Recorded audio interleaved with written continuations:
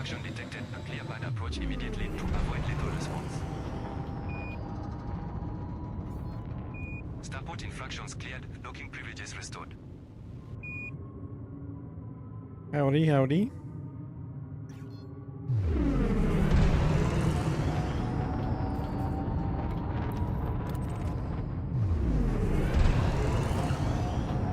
No fire zone exited.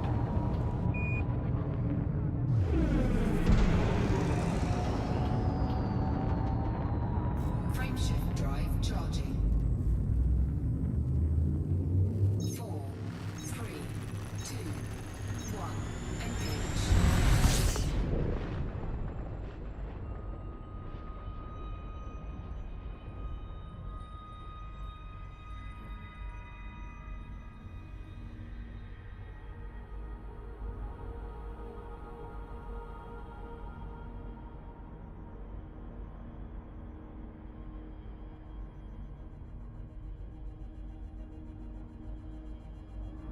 Warning, frameshift drive operating beyond safety limits.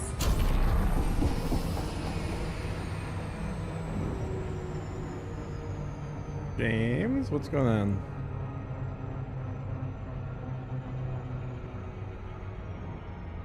What's the latest on your end?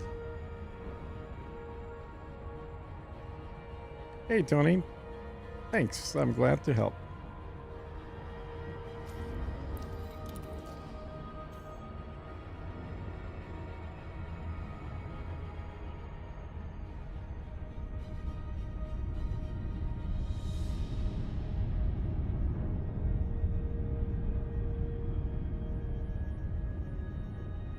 Did you see the thumbnail, James? I worked extra hard on that. Hope you appreciate it.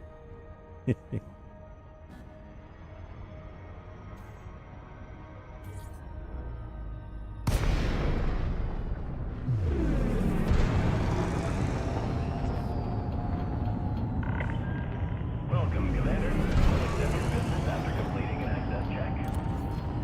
Permission granted. Check your landing pad assignment. That's an affirmative. See you soon, Commander.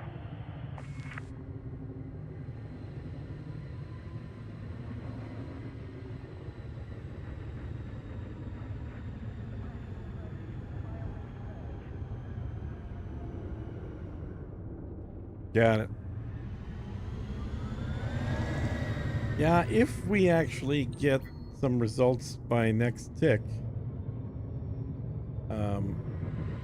it's going to be interesting because I think a lot of people, myself included, are going to have massive changes from the last time that the update happened 2 weeks ago. Landing gear deployed. Okay, good. So that image works perfect.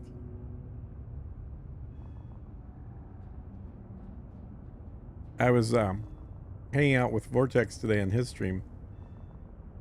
Well, mostly getting shit from him on his stream. And he was telling me how he couldn't believe that I have thumbnails without chicks on them. I'm like, all right, well, you make me one, I'll put her on there.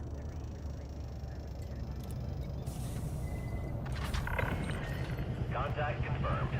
Enjoy your stay. Welcome, Commander.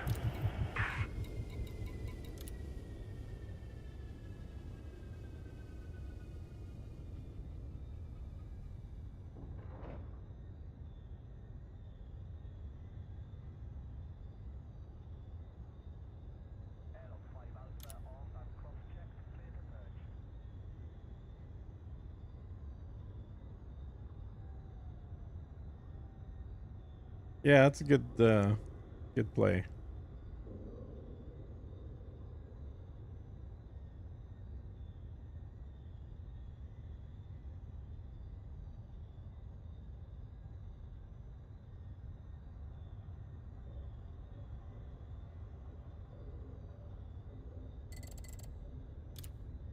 Cargo hold at maximum capacity. You mean on which research channels? Landing gear retracted. The ones on Reddit or which ones? Ship released. Launch is go.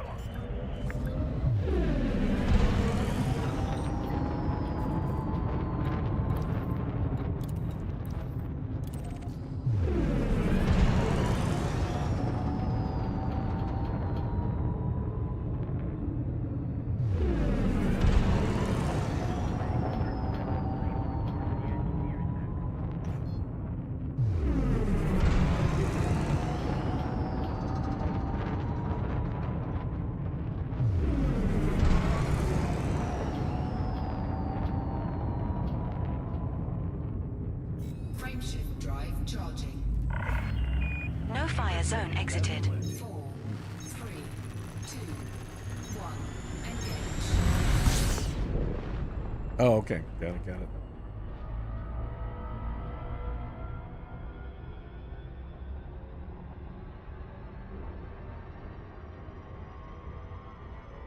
Warning. Frameshift drive operating beyond safety limits.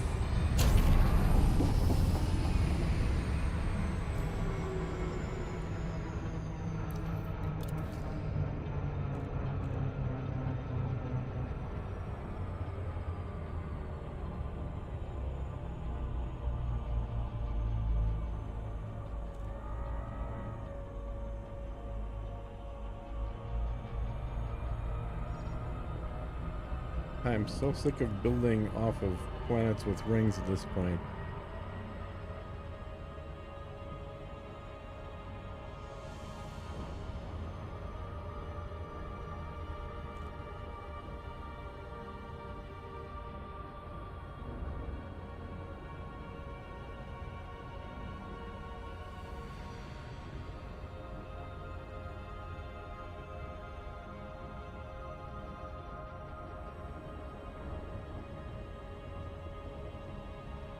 Dude, there are 400 billion spots minus the 20,000 that are claimed.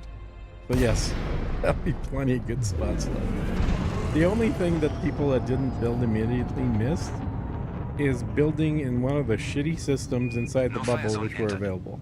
That's really it. Otherwise, plenty of good spots are available.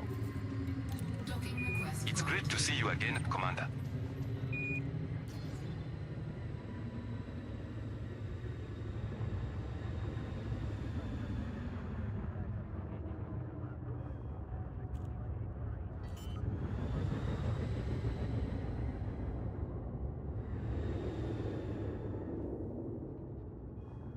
Landing gear deployed. Yeah, I think in a lot of ways, including for colonization, the fleet carrier is much more like you get a lot more out of it, out of spending the time and money on it than you do out of just building an outpost, which I would say is an interesting process to build out, I think. James obviously thinks that as well. But in terms of bang for the buck, like you're not really going to make anything appreciable financially wise out of it. It doesn't help you move products around.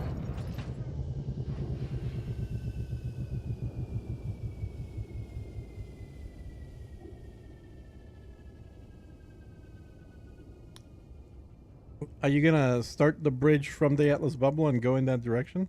You probably get some more folks to help in that case.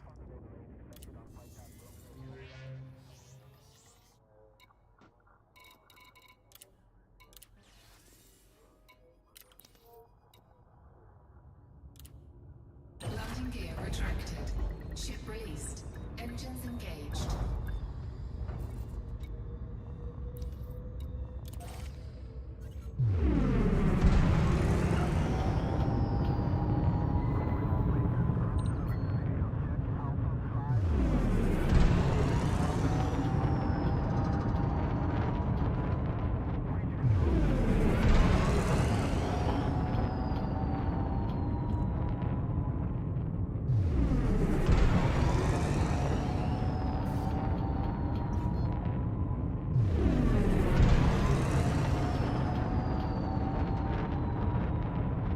Frameshift drive charging. No fire zone exited.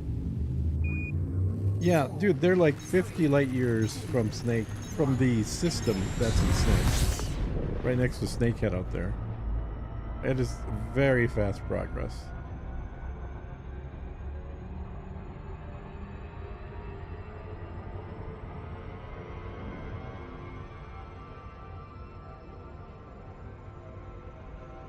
Yeah, I was flying around there looking at systems today. Warning. Frameshift drive operating beyond safety limits. I have no practical reason for being up there. There's really nothing interesting up there other than I have a pet snake. So that would be kind of a neat neat tie-in, as it were. No, I haven't been paying attention to Guardian progress. How close are they?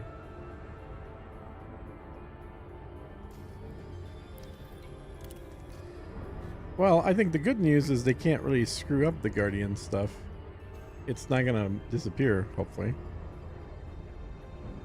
And it will make it easier for people that want Guardian stuff to take that flight. I think a lot of people that don't have Guardian stuff yet tend to just be afraid of making a 1,000 light year trek. I believe it's around 1,000.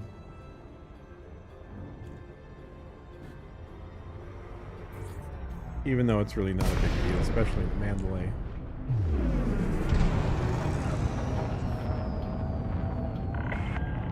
Halfway there. Wow. Please remain alert for other ships in the vicinity. Yeah, the bubble will become a spider web. That's pretty obvious. There'll be strands going in all kinds of directions. Everyone's got their favorite location to go to. Clearance granted.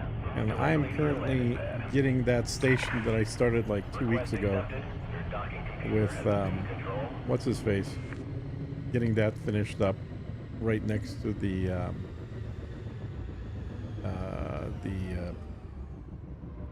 Neutron. That's one jump over from the Neutron.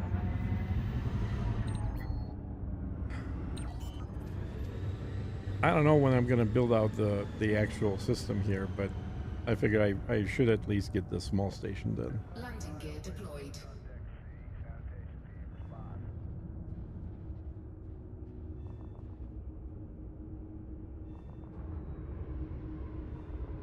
So far from the systems I've looked at that are colonized, and you never know what's going to happen in the future, but it does look fairly depressing to see these systems with 39 planets and stuff, and just one small station in those.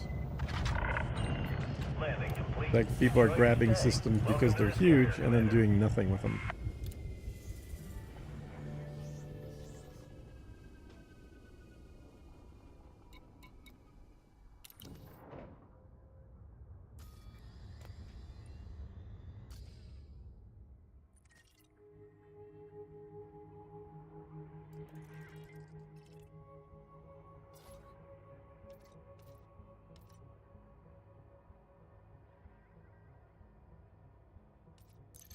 Okay.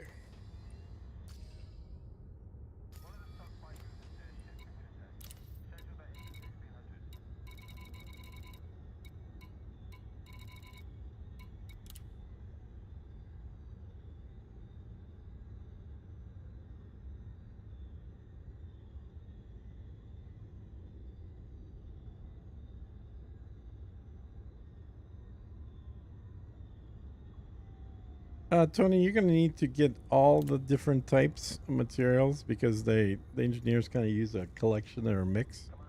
And each level of engineer also uses a different material. So, yeah, you're going to want to get everything. And I need to fly out because I've heard from a number of people that the method that I have in my video for doing raw doesn't work anymore. So I need to go test that, see if it's just they're doing it wrong or if something changed and it no longer actually works. But aluminum, don't need aluminum. Huh. Steel.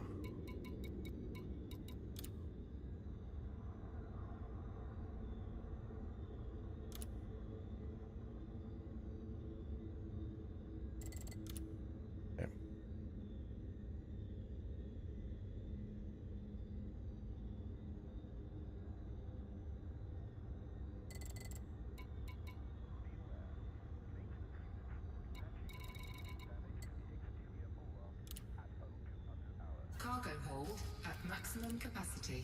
Landing gear retracted. Landing clamp disengaged. Launch is go.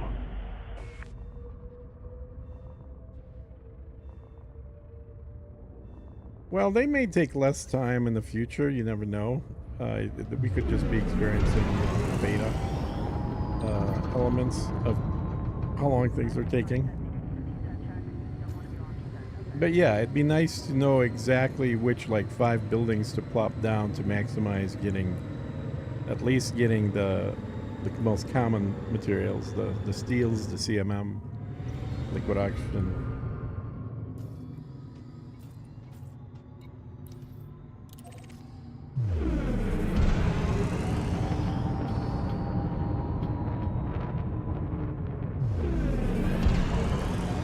Frameshift No fire zone exited. See you. This is Control, signing off. 4, 3, 2, 1. Engage.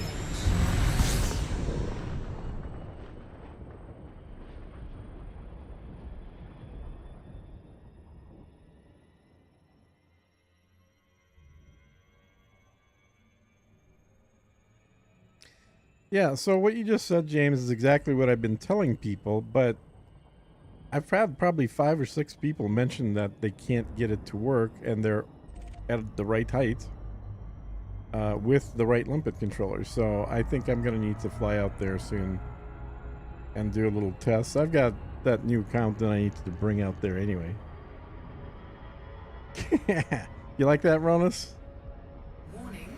Frameshift I was hanging out with what's his face, Vortex today. He was giving me shit for not having hot chicks on the thumbnails. So I told him, well, you make me one, I'll put her on there.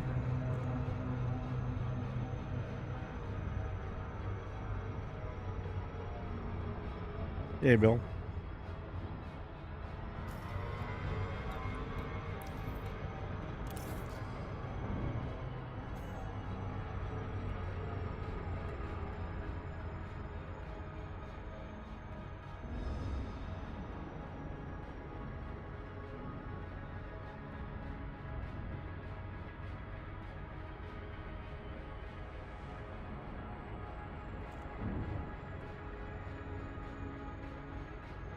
Yeah, power cells. I remember we talked about that way back when. That like getting those to be built locally would be huge because they're literally just in a small number of systems on the other side of the bubble right now.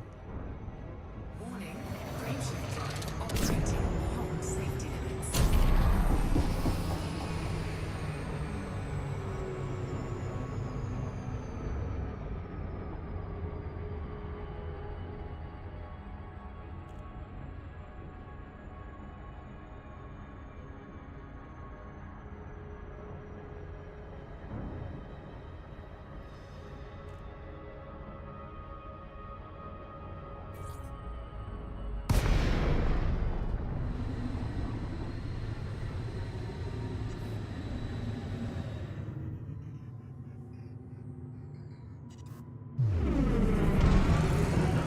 No fire zone entered. Docking request. It's great to see you again, Commander.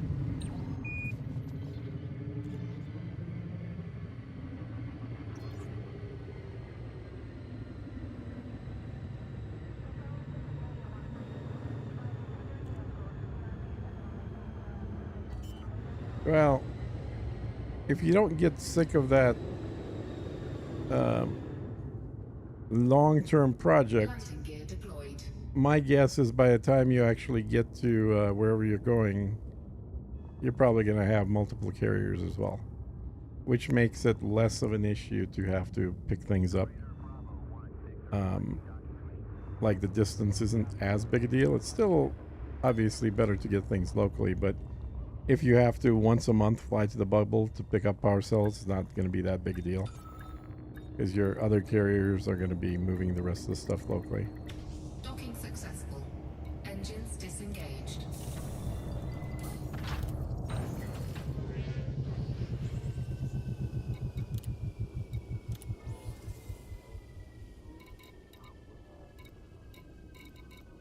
So down to just 3 things. Landing gear retracted. Ship released. Engines engaged. Yeah, right now I think people are close enough that there isn't too much bitching about the carrier jump ranges yet, but I completely predict that coming, where the biggest complaint is going to shift from being about we need ships that can haul more material to we need carriers that can jump more than 500 light years at a time. This is ridiculous that it's too short an amount. I can fly in my regular ship that distance much faster than a carrier can. There'll be all kinds of people complaining about that who up to this point have very rarely jumped more than 500 light years.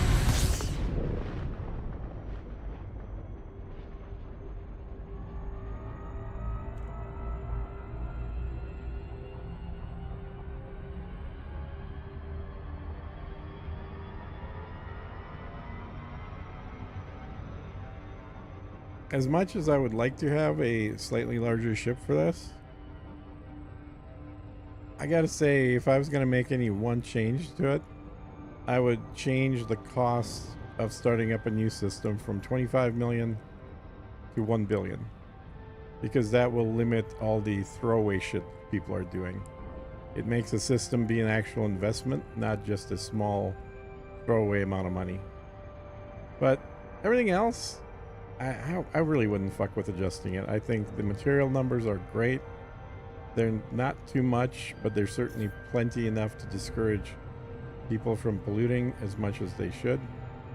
But I just feel like grabbing a system and then abandoning it, or grabbing it and just putting one little thing in there, it's too cheap. It really should cost more per system to build it out. Warning. Breach drive operating beyond safety limits. And you know how easy it is to make a billion. I mean, it's not like that's going to keep somebody from being able to build one that really wants to build one. That's one day out in the black.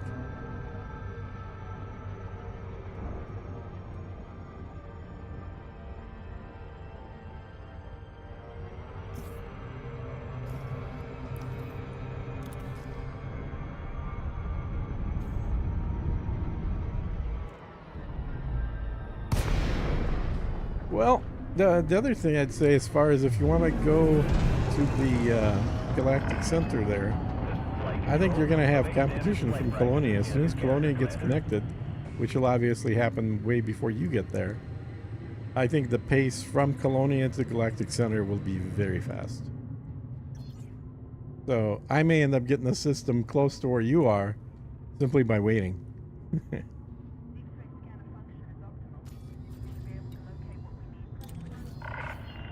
Permission granted. Check your landing pad assignment. Yeah, and that's a good policy. Is like, if you're just building it to chain, find something that's just got one sun in it or something, or 3 suns and no planets, or maybe 2 or 3 planets at most, just so you're not hogging the really nice systems from somebody else. Yeah, and you know, that could be solved too. I was thinking about this the other night, that what they could do is have a timeout on Landing gear deployed. Architecture, to basically say that you are the architect for, pick an arbitrary figure, like let's say 6 months from the last construction project you did. So as long as you keep building at least one thing per every 6 months, it's your system to architect. If you don't build anything for 6 months, then anybody else can become the architect of that system and then continue your build out. That would allow people that want to actually build stuff to take over these barren systems that were just purely built to make a jumping off point. Landing complete. Because there are a lot, man, every time I look at systems on the edge, there's a bunch of them that would be awesome to build out, but I don't think that's what people are going to be doing. They're just pushing forward.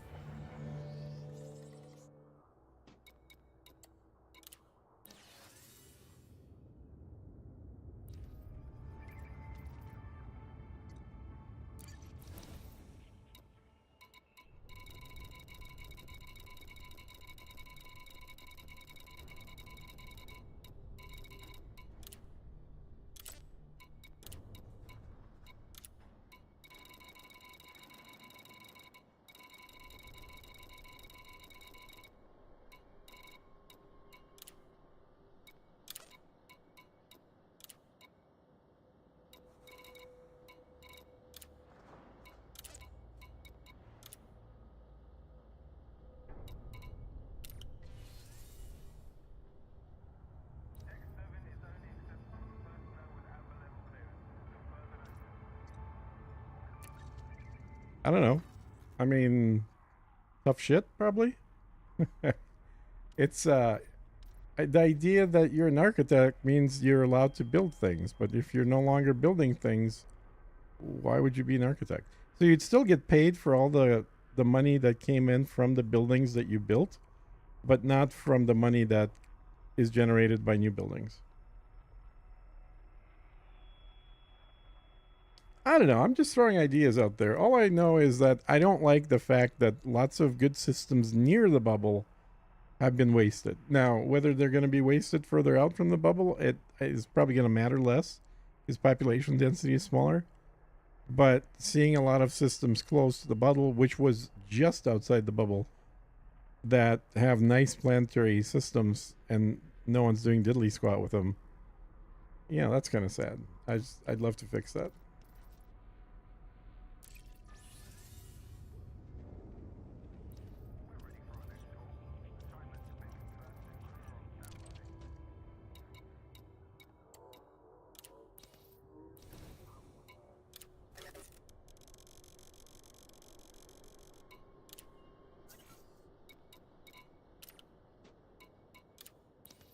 Cargo hold. I'd also love for capacity.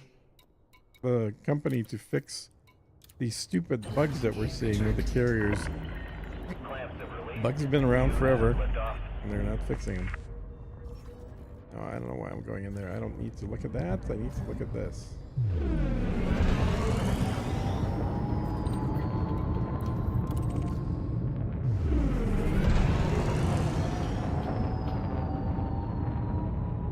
But I have to say I'm more interested in system build-outs than I am in creating long spider webs. So I actually don't have a plan to go out towards any particular area and build anything there. But if I run across a cool system that could be built out to a huge size, I think that would be a fun project. And my first system, the one that's right next to the bubble that I've been working on, is, I mean, it's almost done. Like, there's, I think, 5 spots left to build, and I've built like 18 things. So once the T3 gets finished, and once the asteroid gets fully built, I have maybe 2 more planetary spots and 2 more non-planetary spots, and that's about it. That system's gonna be done. Done to the point where nothing else could be built, even if I wanted to.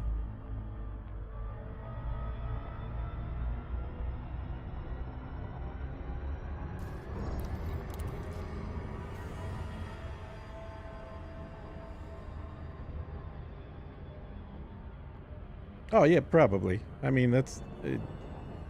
I'm sure that there'll be not just me, but other people that'll help do that. The issue really has more to do with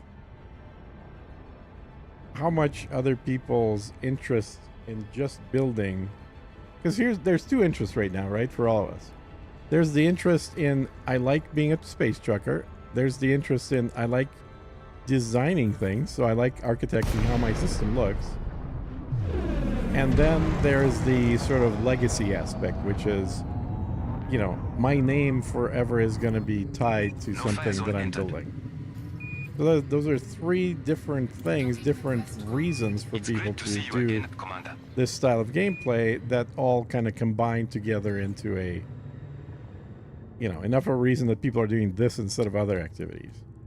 However, if you take one or multiple ones of those away, let's say you're going to build stuff, but your name's not going to be on it. Okay, well, I might still have an interest in being a space trucker, but I have less interest than if I was building a system with my name on it. Or if you're going to be building something that is, let's I'm gonna say, boil you up. well, 1,000 light years is a minimum of 2 carrier jumps and potentially 3 carrier jumps depending on where you get the material. So there again, getting people to want to do building that far away, I think, is going to be a negative that works against just the, yeah, I like building. I think it's fun to build because, you know, the other aspects are missing. So I don't know. I think honestly, if I was making a bet right now, I would say I would bet probably well over half of the current spiderweb tentacles that are going out are not going to reach what they started off actually going for. The close ones, like we were looking, like Polaris, which I think they've gotten now, they're right up against it. Those will obviously be done. Witchhead will be done. The 1,000, just over 1,000 light year jump to the Guardian sites. Like I think Sanofi is 1,120 light years away. Those will be done. But if you're talking about something that's 5 or 10 or 20,000 light years out, I suspect a lot of those will be abandoned. So you might have spider webs that literally go to nothing special in particular. Because the longer this goes, the less interest people will have. Because it's the last part of that, like why people are doing this, is it's also the newest thing. When it's no longer the newest thing, I think the number of people doing it will be less. So, and I'm not saying you won't be. I'm saying that if you genuinely like this, I think you're going to be in the same size group as people that fly out in the black and don't come back for a year. Like it's going to be, which is, I'm going to say is probably about 2 to 3% of the game players. The rest of the people are either flying in the black and then coming back 2 weeks later, or they're just never leaving the bubble.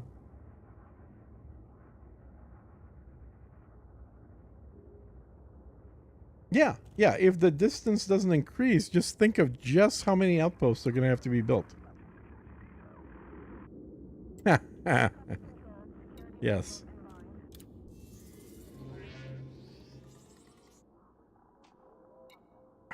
Well, I'm going to have another outpost today, so, you know. Obviously, I'm a little masochistic here, just like you. And the nice thing about just building a small station, like as a first station, is the entirety of your materials fits in one carrier. So you literally load up the carrier exactly with what that station needs, not just a random supply of parts.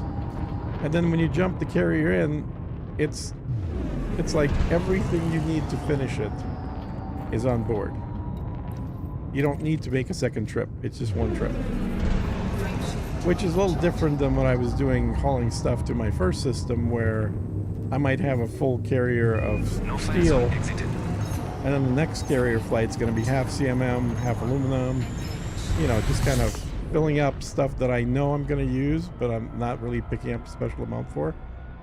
But if you're literally just taking a carrier out, you know, a couple thousand light years to build one station, then that carrier will carry everything you need for that one station.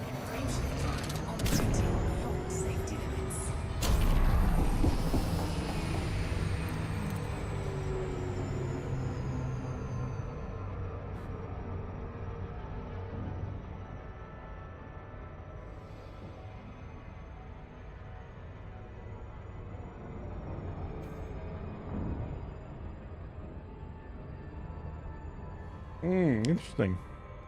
I think I've just been building the industrial ones every time I started one. I believe. It's not even easy to tell anymore. Like, you have to go into the name change menu, I think, to figure out what kind of outpost you built. Or station or anything.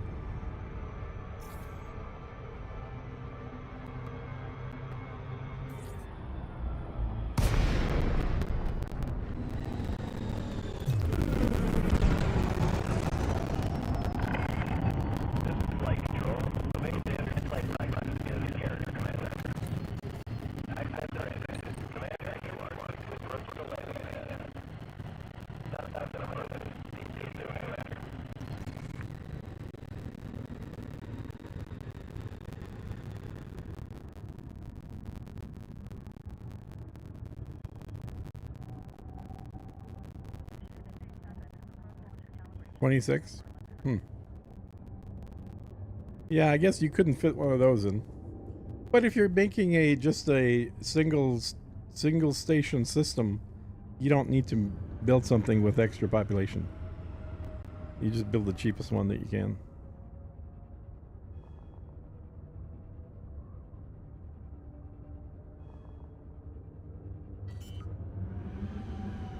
Or you be a masochist and build a T3 in everyone. Landing gear deployed.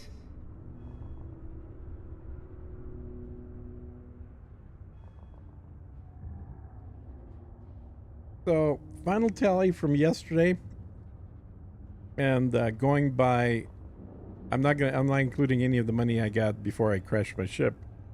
So, from the reboot of that, leaving the bubble, going out and getting money from scanning plants, it wrapped up on 1.3 billion, and the total time was 4 hours and 15 minutes.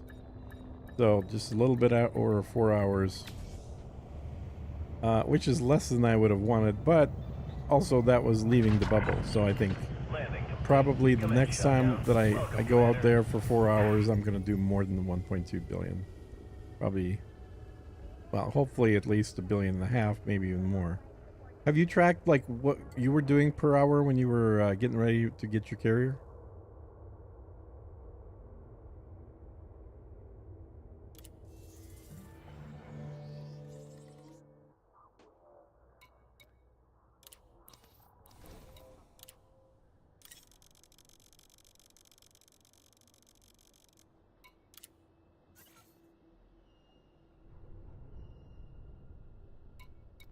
Oh, dude, yeah, the salt would be pretty damn big. But honestly, at least the C3 station would have landing pads for a large ship, so that's at least that's something.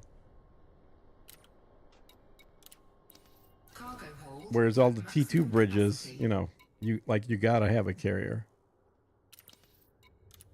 Landing gear retracted. Confirmed.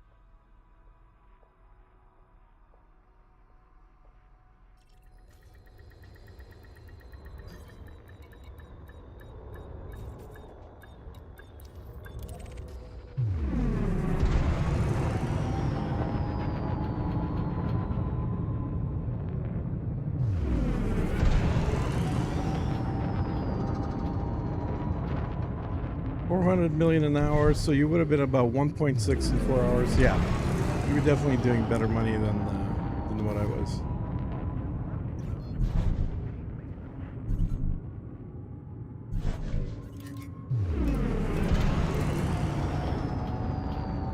Frameshift drive. No fire zone Good exited. luck, Commander.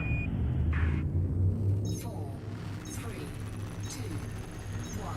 Engage.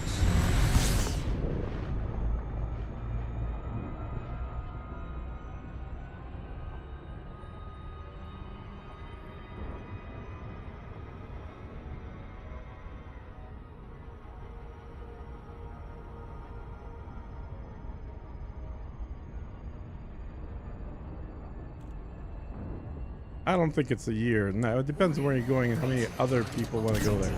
Yeah, for solo, you're probably right.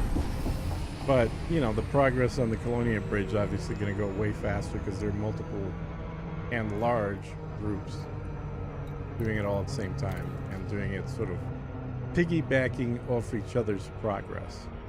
So if you look, the guys that have the furthest built station towards Colonia, it's a different name every single time. I haven't seen a name repeat yet, so obviously different people within those groups are standing up, racking up to build those.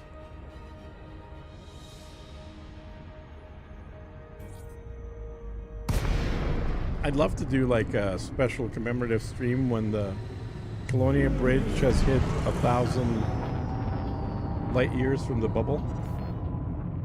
No fire zone entered. Like, and that's an easy thing to calculate because my system is 15 light years out of what was the bubble. So when somebody gets to about 950 light years from my system, they're pushing 1,000 years from the bubble.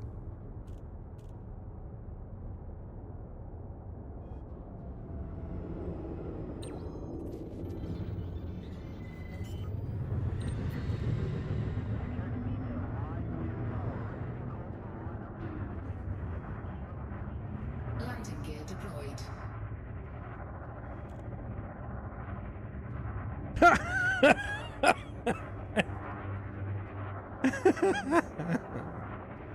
Oh, too funny.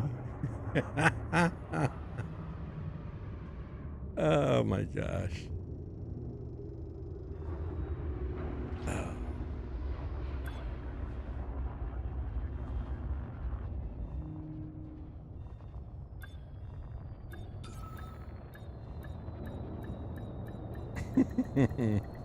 Docking successful.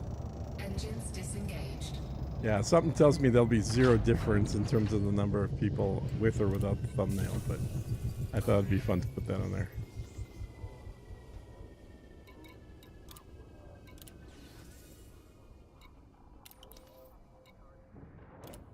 Landing gear retracted. Ship released. Engines engaged. Loitering infraction detected. A clear path approach immediately to avoid lethal response.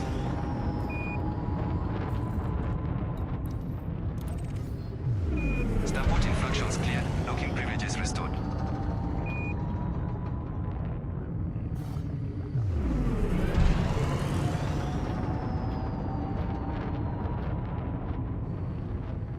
Frameshift drive charging. No fire zone exited. 4, 3, 2, 1. Engage.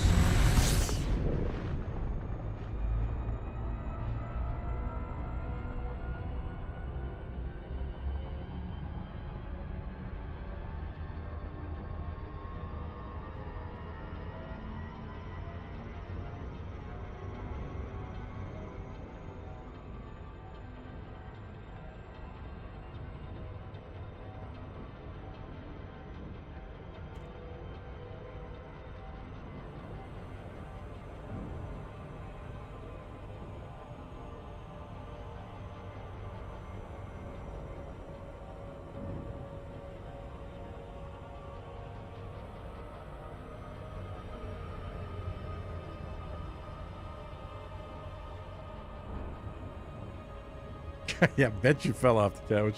Pretty hot, huh?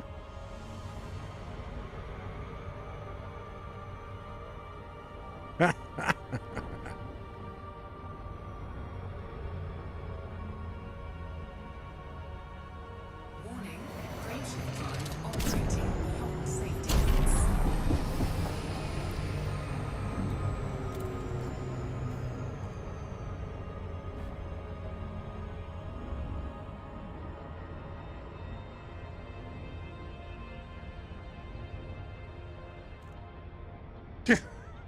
Okay.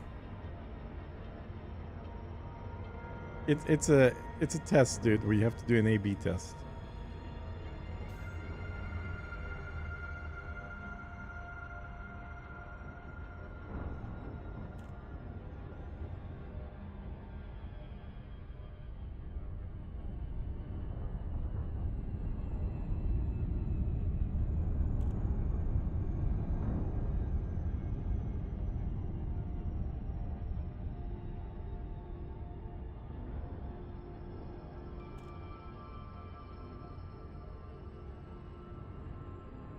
All right, I'll put up the image you sent me. Fine.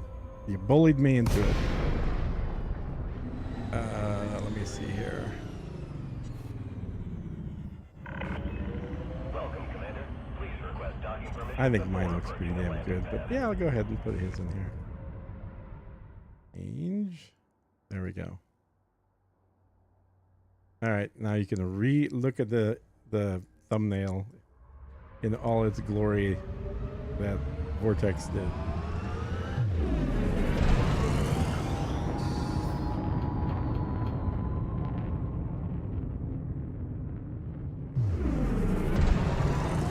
I did ask for a thumbnail. You didn't get the hint when I was asking for it. You're like, "Oh yeah, use this software. It's pretty good." I'm like, "Okay." So you're absolutely right, James. My cunning plan worked. I got him to make a thumbnail for me. And little does he realize I can reuse that for all live streams moving forward.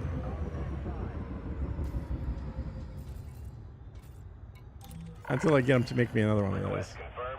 Move to your designated pad, Commander. Request Oh, she's hot as is, dude. I don't want that plastic bullshit. I like my girls natural.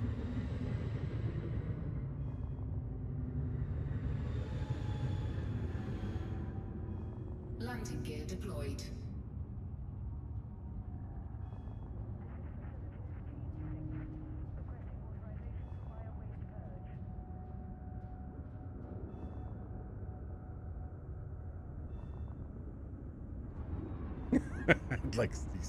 Looks good, man. I appreciate it. Thank you. Oh, here. Look at the system I'm in. I'm just building an outpost here because I need to jump from here. So unfortunately, this is gonna have to be wasted. But you know, I thought it would be a pretty decent system at first, but I realized I actually want the next one over.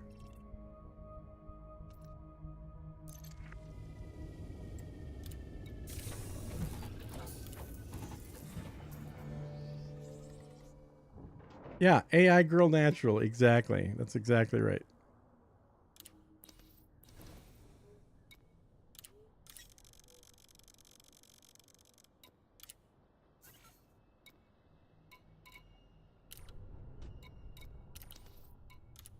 Landing gear retracted.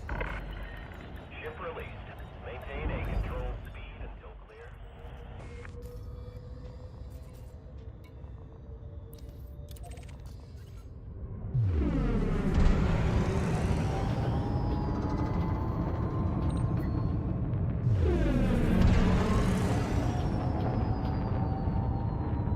I got issues.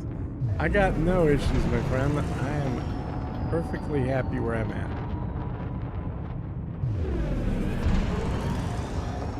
I don't need my cartoons looking like cartoons. 4, Good night. 3, I kind of figured it was your bedtime, old man. No fire zone exited.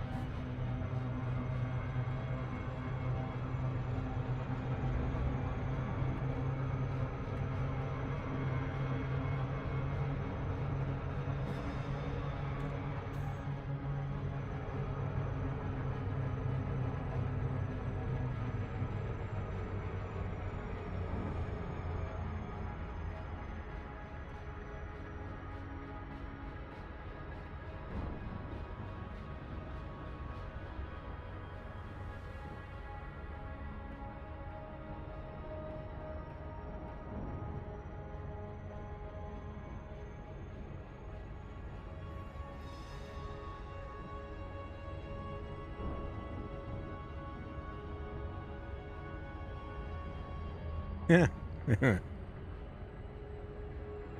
How's your system progressing, Altair?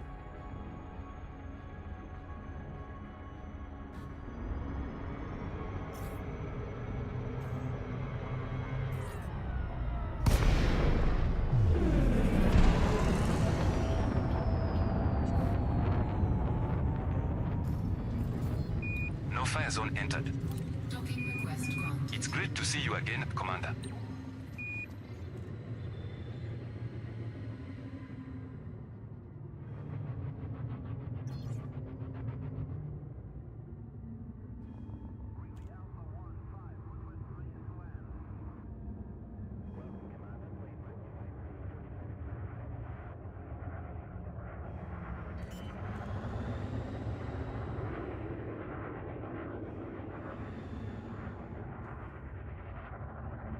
Landing gear deployed.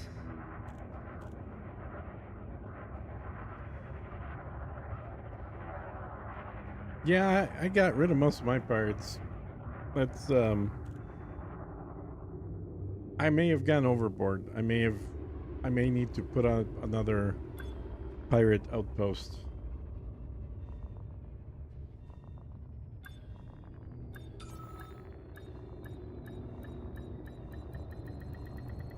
Docking successful. Cool. Engines disengaged.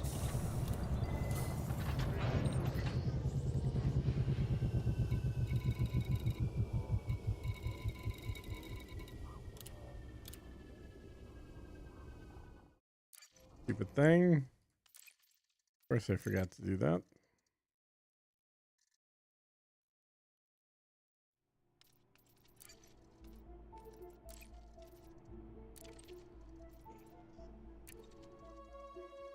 Oh, I had a guy that I guess was watching the stream. I assume that had sent me a message asking to be in my group, and I hear group. I'm thinking, well, that you mean the this thing, the squadron. So I'm like, okay. So I invited him to the squadron, and then he's like, I don't want to be in your squadron. I want to be in your group. I'm like, well, you're already on Discord. You're in there. I invited you to squad. What group are you talking about? So then he sends me a reply with a picture of where is it? I guess I can't get to it. We have this, right? Of this groups, right? Sends me a picture of this and then bitches me out because if I didn't want to invite him, then I should have just told him instead of wasting his time. So I'm wasting his time with him trying to be in my group. So then I send the, put together a reply for him like, oh, dude, well, I didn't know you were talking about private instance. I referred to that as private instance, not group, but okay, fine. I hit send and it says, can't send, person has blocked you.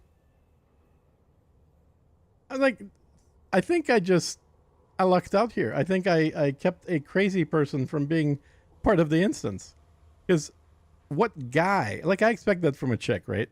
But what guy gets pissed off and then blocks you for not letting them in? That is insanity.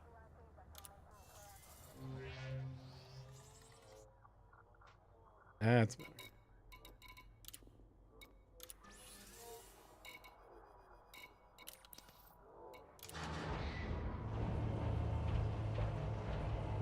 Yeah, exactly. Dodge the bullet. Yep. I'm kind of thinking of just taking a screenshot of that message exchange and then putting it into the rules to be on Discord and just say, don't be this guy.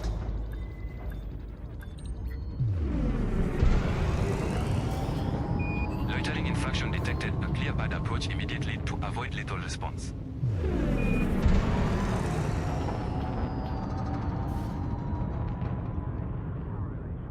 Mm-hmm.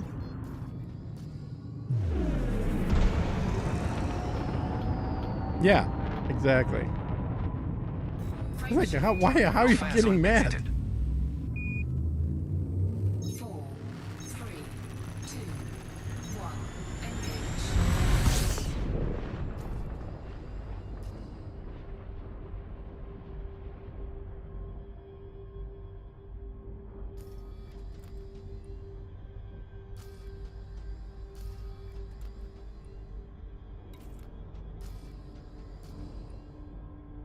Hmm.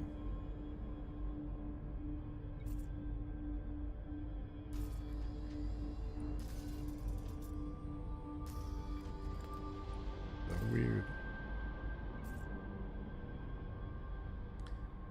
Okay. I'm going to load up.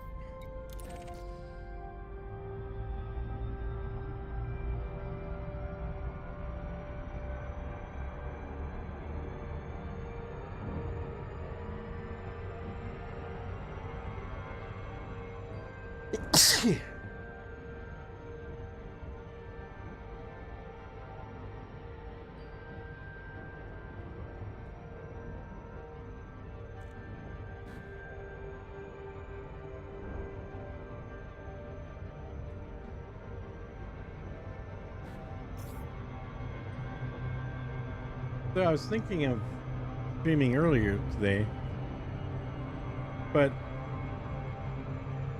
I kept getting alerts for every YouTuber that I watch is running a stream. It's like going from Ricardo to Meccan to another couple of guys, whose names I forget. Like everybody that seems to do a stream did one today earlier. So I thought, all right, I'll just skip today then. But since I started unloading the carrier, I'm like, who cares? Might as well stream. I don't know if anyone's show up this late, but we'll try it. I'm sure Noof will probably drop by. He seems to be a late night guy.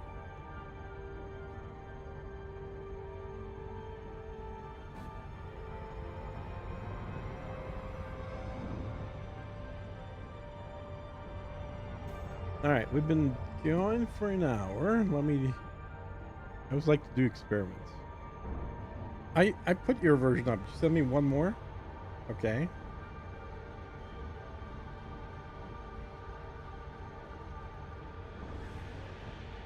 Man, you're doing all kinds of free work for me. All right, I'll swap it out. I'll put the new one in. Cool. Thank you.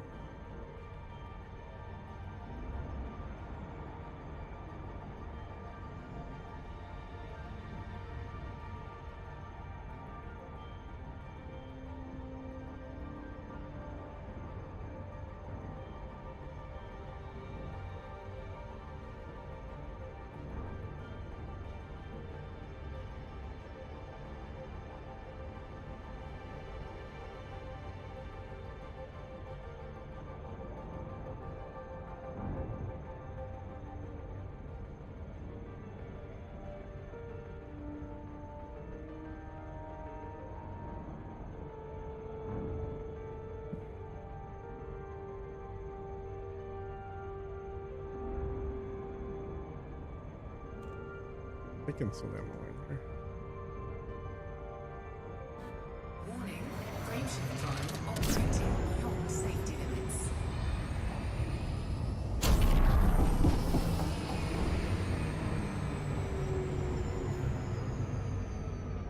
Good night.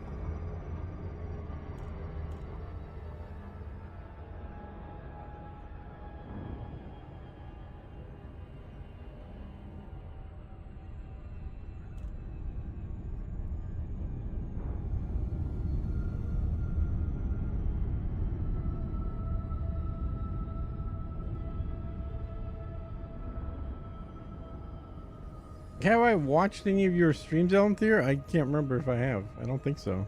When do you stream?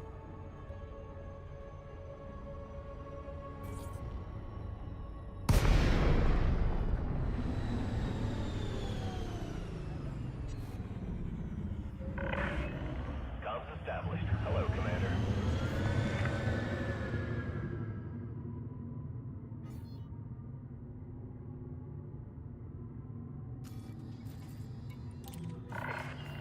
Clearance granted.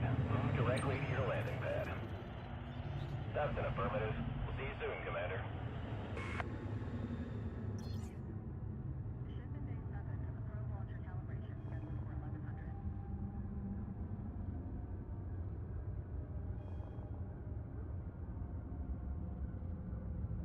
Oh, okay. You probably did tell me that. And not a big zombie person, so probably that's why I haven't seen it.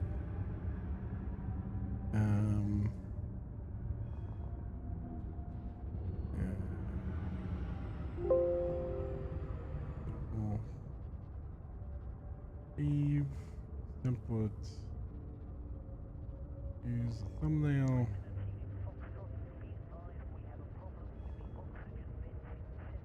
Okay.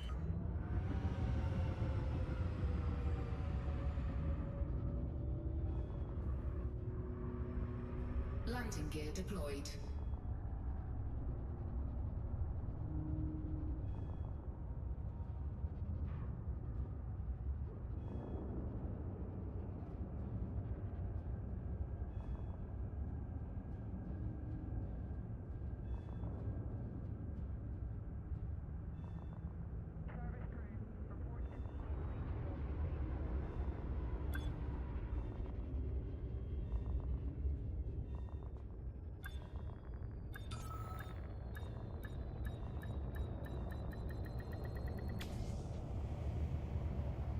I think I've also mentioned previously to you about X4. I've tried to play it 3 times, Command shutdown. and Got you, each Commander. time I get like 3 to 4 hours into it, maybe 5, but probably more like 3 to 4.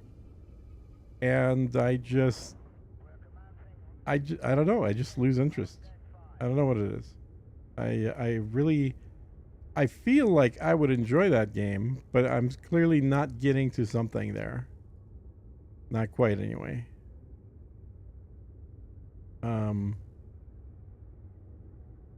So I don't know.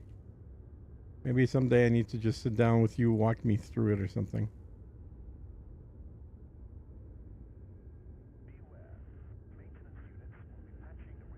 All right, we're gonna add Rumble. Let's see if it works.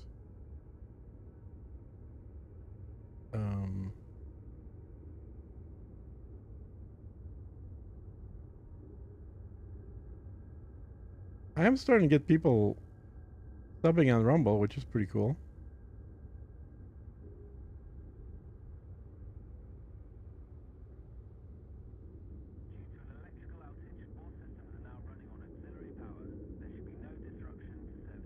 Okay, so it's showing as an upcoming stream.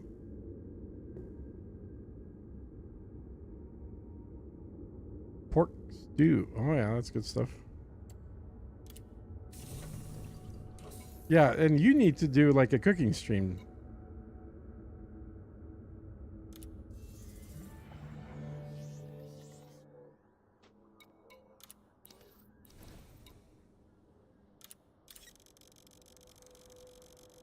And I got lightning like a son of a bitch here, so if I drop off the stream, guys, probably because power went out at home.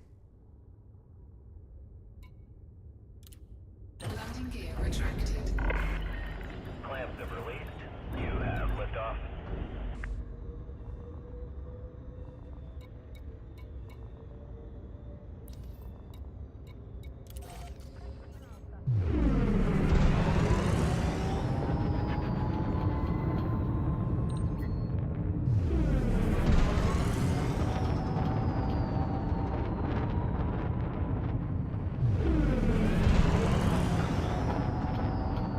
I don't think it's about the size of kitchen. I think it's more about a table that you prepare the food on, and then you can use the same table as a view of what the finished product looks like.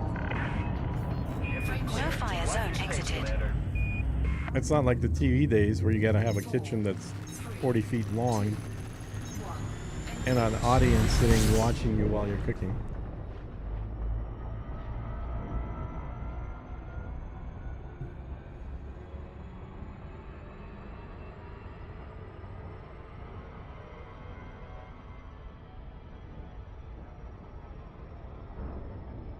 Warning, frameshift drive operating beyond safety limits.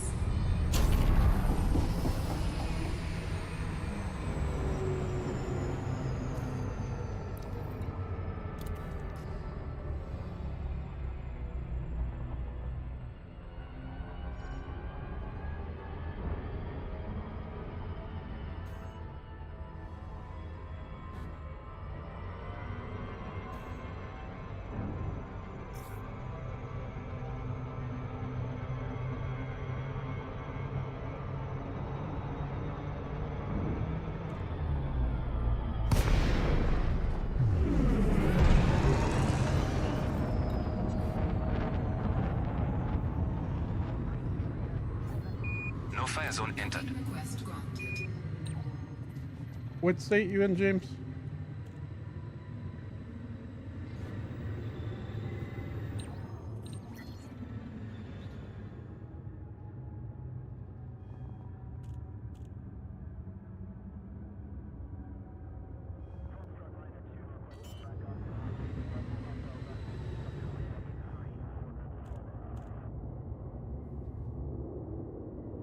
Landing gear deployed.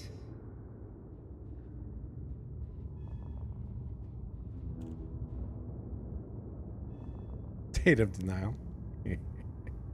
Yeah. Yeah. Doing all this construction you are, for sure.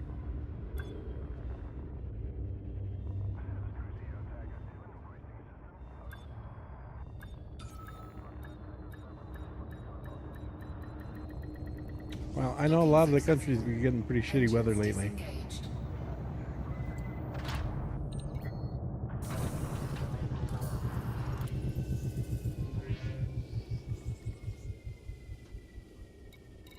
We've mostly avoided it, but we are getting some You almost had me there.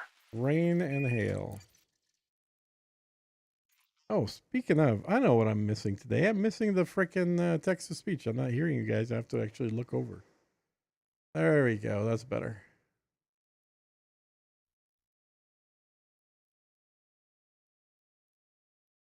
That's better.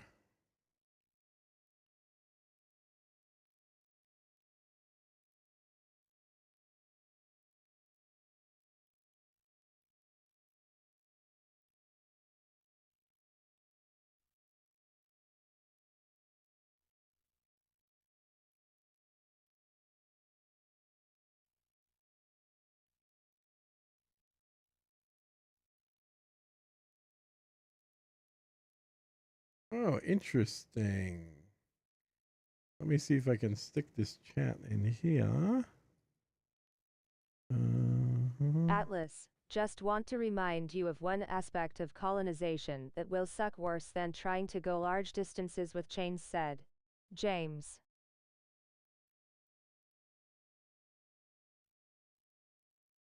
What's that? What aspect? Who the actual hell is going to go and spread power play factions down those chains, said James. I don't think it'd be that hard to do though, because you just need to do one a week. Yeah, someone's totally gonna do it. Absolutely. I guarantee someone will, said James. Yeah. Well, and in fact, we were talking about that with Vortex earlier today because he has a faction. I don't, so I don't have a horse in this race. But he was saying that like he just figured out how to make his faction be the creating faction, which I didn't realize you have to do something special for that, but I guess you do. But yeah, it's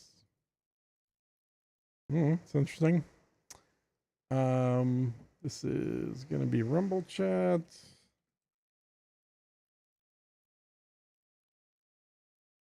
See if that works. Oh, it totally works. Sweet. All right, looks like I just figured out how to get Rumble chat in here. Uh-huh.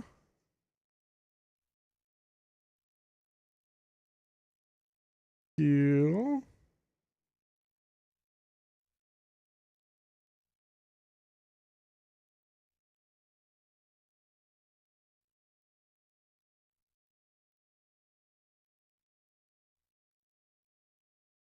Yeah, if you have a minor faction, you build stations till it takes one, then you colonize from it.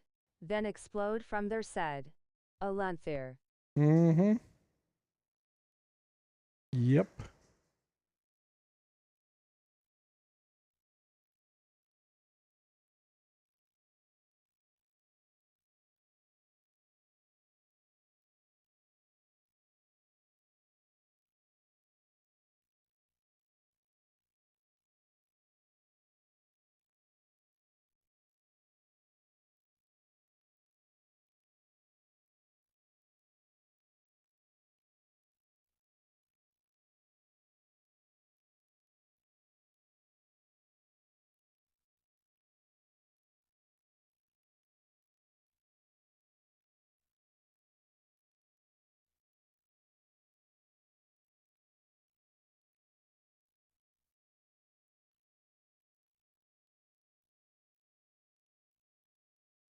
I'll apply to make a player faction when I get to my goals system, said James.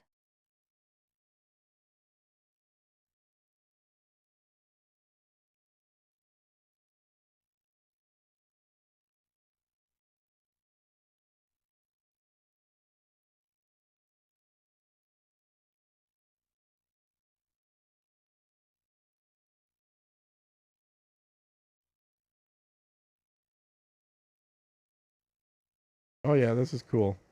So I got all the chats in the same place. Unfortunately, they're not all merged into a multi-chat combined thing, but that's all right. At least I can flip-flop between them, and I don't have to leave here to look at my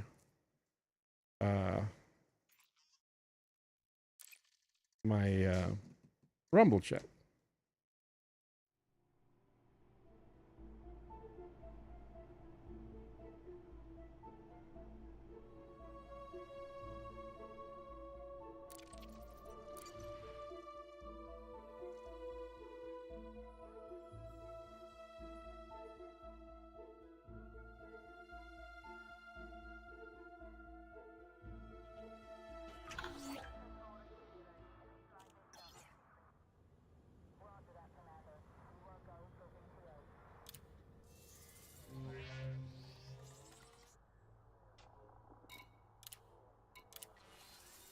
Incoming message. 2-1. Okay.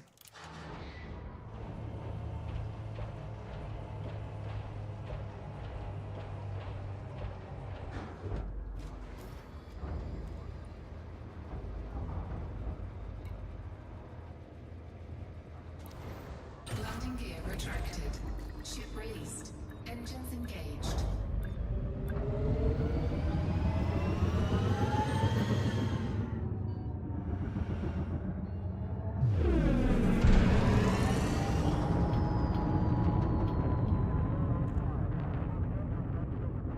Well, I'll be right back.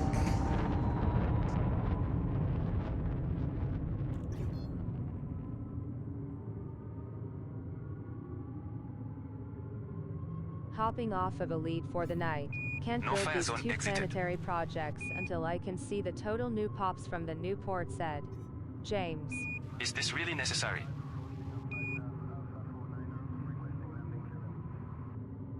Got all the materials ready to deliver tomorrow, said James.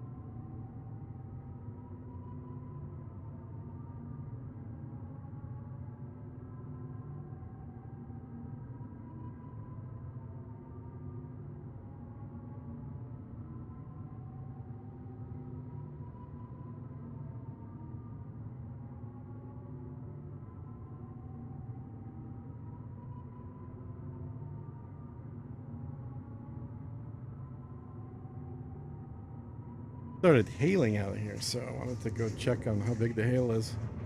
Not too bad. Frameshift drive charging. 4, 3, 2, 1. Engage.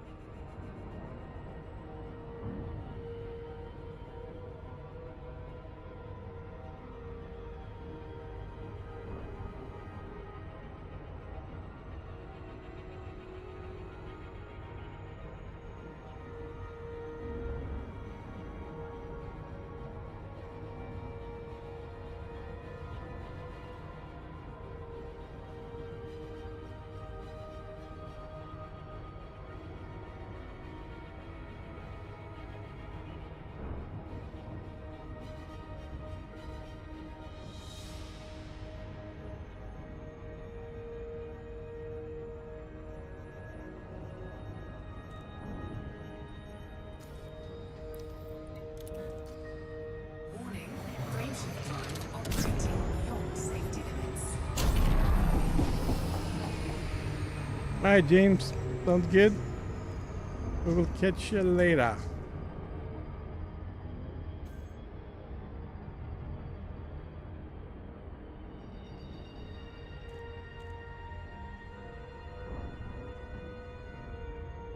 Yeah, well, it'll take you a while to get to your goal system, that's for sure.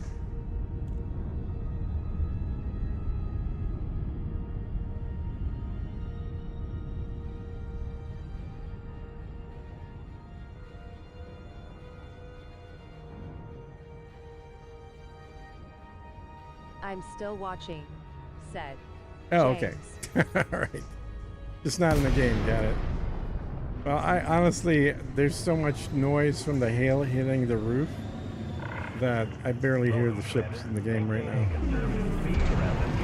I don't know if it's coming across. No, it doesn't look like it's coming across to you guys. I've got the mic set up pretty well here so you don't hear it, but Clearance granted. I hear Move it. directly to your landing pad. Request accepted. Your docking computer has assumed control.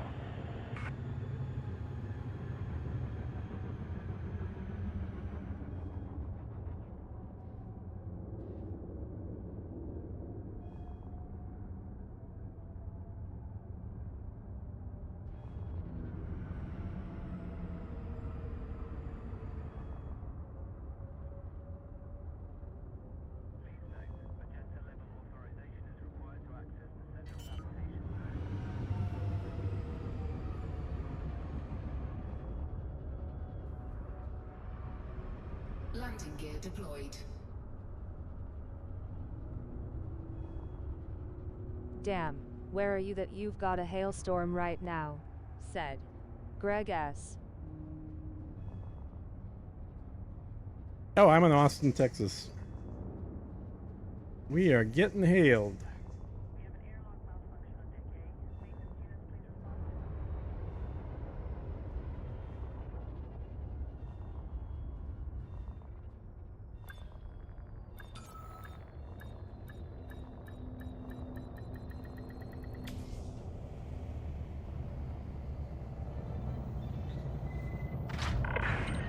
Docking successful. Enjoy your stay. Welcome to this carrier, Commander.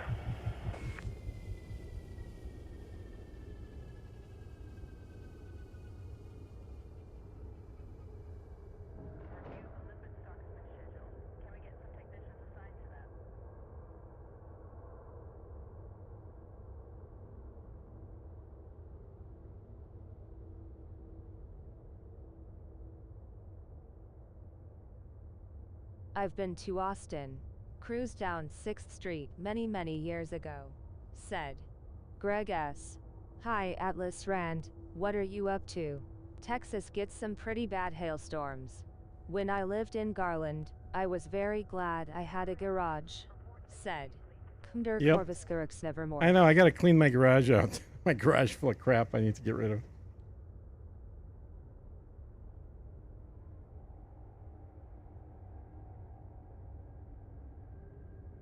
Am just north, can see the storm from here, said.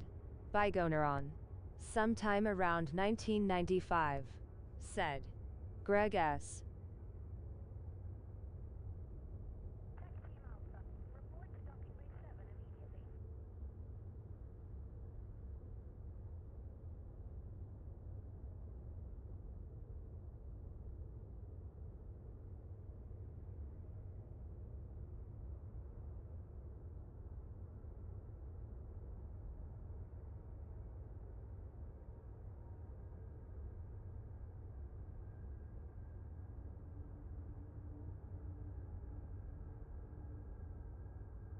Sanitation drones are currently active on decks C and D. Garbage disposal units are inaccessible for the next 20 minutes. Weather is cloudy and windy here in Dallas-Fort Worth area, said. Lantec. I grew up 90 miles north of Dallas, said. Greg S.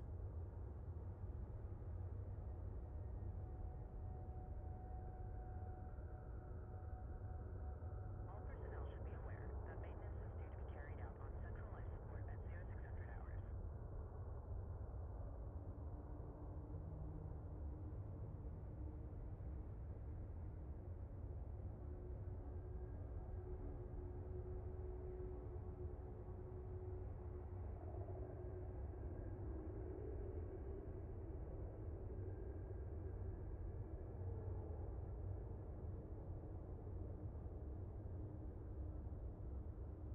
One of the stock prices is due a ship computer test, scheduled at Index 1600.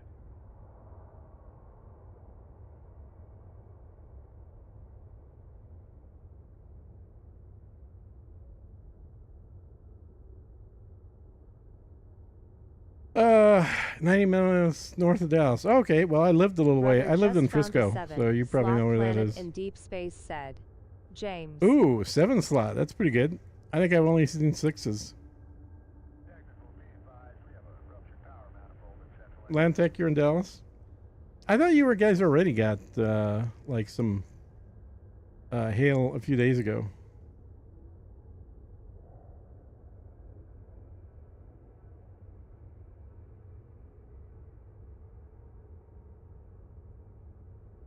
Hey Corvus. Sorry, it's hailing here, so it's hard to hear the AI talking above the noise.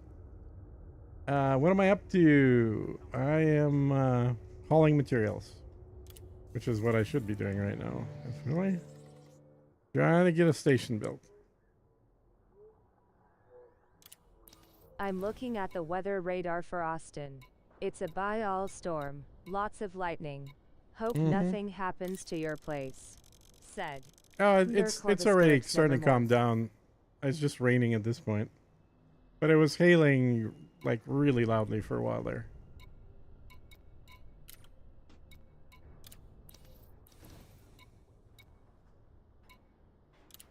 I think I am.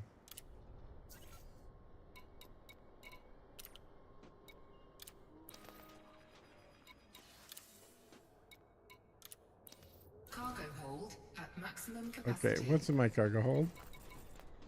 Titanium and CMM, which I think.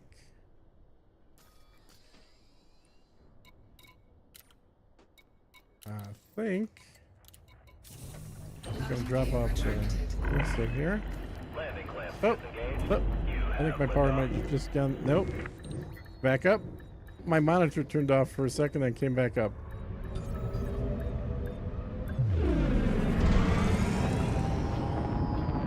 Yeah, I'm more concerned about the lightning at this point than the hail.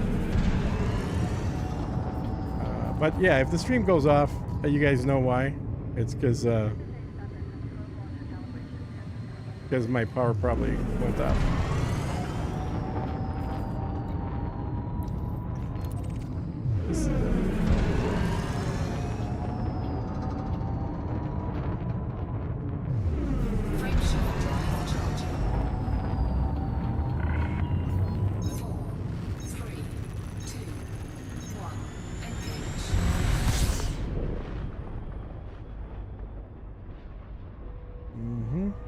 the 80s here in Arizona, mid 90s this week, said. Yeah, it was 82 Alaska. earlier today. I think it's like 62 right now.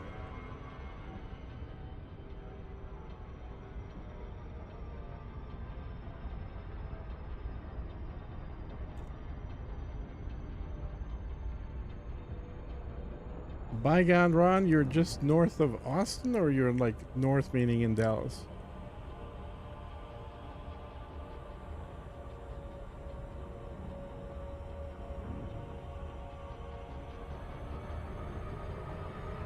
Well, 6th Street definitely still exists. It was very shut down during COVID, but it's come back. But I think a lot of the places went out of business, and the ones that ended up taking the leases and coming back in are not nearly as interesting as what we used to have.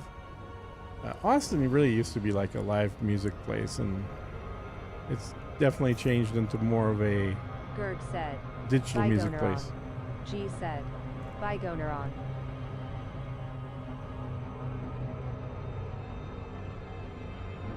Leander said. Bygoner on. Oh, north of Dallas. Okay, okay. Leander. Oh, Leander, sure. Yeah. I went to fireworks there one year, I think. When they had it on a different day than Austin.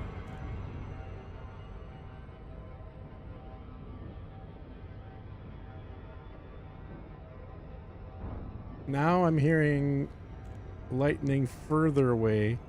Still some rain, but no hail at all. So I think it's kind of moved over pretty good.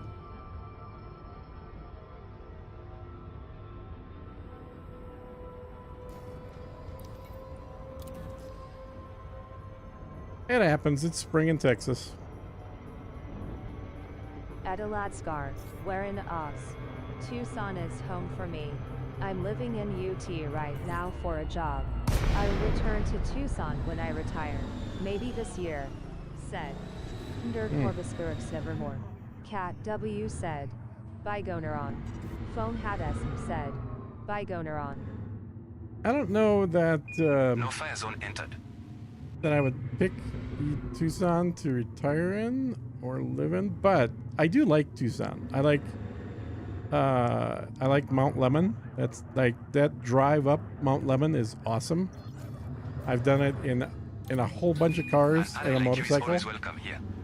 I had a BMW M that I took up there. I had a motorcycle there. I had a Corvette up there, and it's always fun going up that Atlas drive. Rand, the weather radar shows the rest of the going south of Austin. Yep, Said. that makes Der sense. Corvus Nevermore. Landing Thanks for checking the radar for me, because I didn't. So yeah, I like elements of Tucson, but like the actual valley, the city itself, there's just not enough water there for me. I like to be by either lakes or a river or the ocean or the Gulf or something.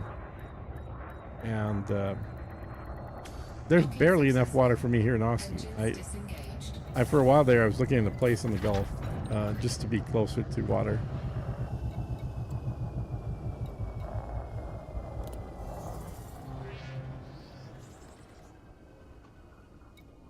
My family is there, daughter and 2 grandsons, and 2 sisters, plus I own a townhouse in Tucson. Oh, there Said. you go. So you're all set Der then. Corvus Nevermore.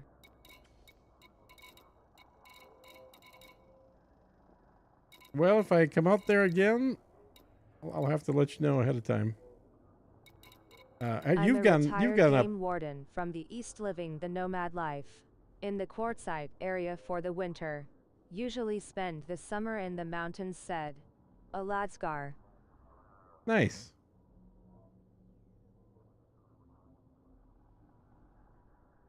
That is good. And where are you in Arizona? You're not in Tucson as well, are you? You're absolutely right about Tucson being waterless, said. Der Corvus Nevermore. Yeah, like if Tucson had a waterway and it was more like San Antonio kind of feel to it, then I'd seriously look at it as well. Because I do love having the mountains right next to there. And it creates, like, you literally, it could be 100 degrees in Tucson in the valley, and then you drive up that mountain and it's like 80, 70, 60. By the time you get to the top, it's in the 50s. I've been there in the early summer and there's still snow up there.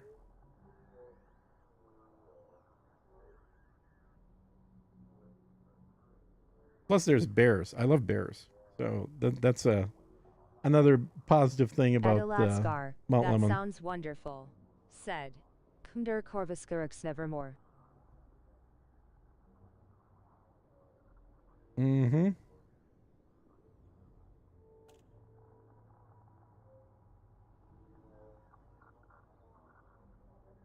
So are you, when you say you live the nomadic life, does that mean you're a motorhome guy?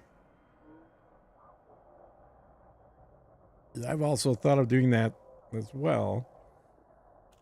And I think pre-COVID, I was actually getting closer to that. I was. Quartzsite, Arizona is the snowbird capital of Arizona. Oh, okay. Said Got it. Alaskar. Gotcha. Yeah, I like the idea. I mean, I've watched some videos of these guys that have very 07 said techie Chris Rowland. RVs. Hey, Chris. And thought, well, this could be pretty good, but COVID kind of screwed up a lot of plans I had.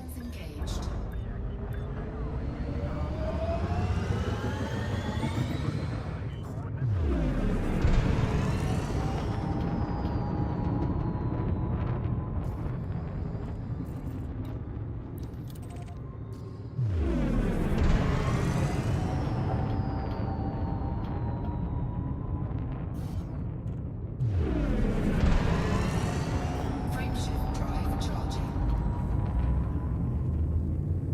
4, 3, 2, 1.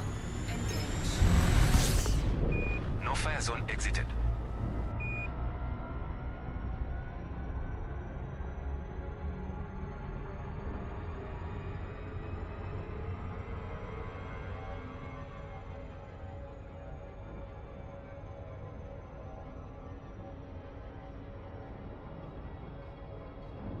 Funny, I jump in now. I roughed it with nothing but a power bank and mattress. I would bungee to the wall for 10 months in my work van. I'm a courier owner operator. Oh, said okay. Chris Rowland.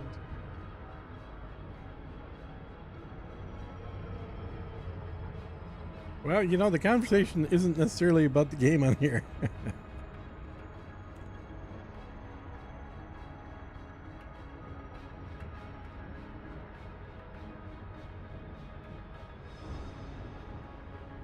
Yeah, I think there's it's actually some of the European companies really have nice, like, what are they? Class C's, I guess. Class C, the smaller ones. The ones that are more like made out of vans and aren't too long.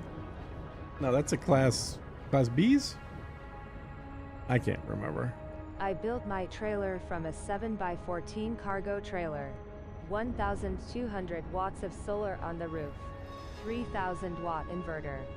600 amp hours worth of batteries. Nice. Internet from Starlink said. Alaskar. Brother just found a system with 7.5 slot planets. Wow, said James. Damn, dude. I mean, they're got to be out there. I'm sure that if you just look for systems with really good planets, you're gonna find them.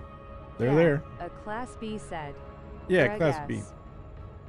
Yeah, there were some nice Class Bs that I saw that were.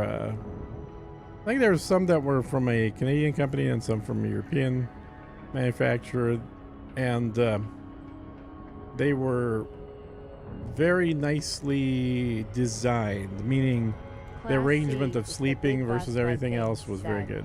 Greg S. Warning. Frameshift drive operating beyond safety limits.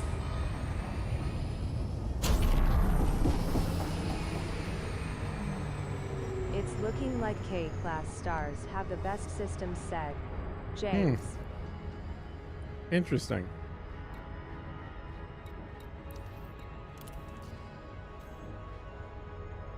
I was mostly looking at the M stars, so you could refuel there.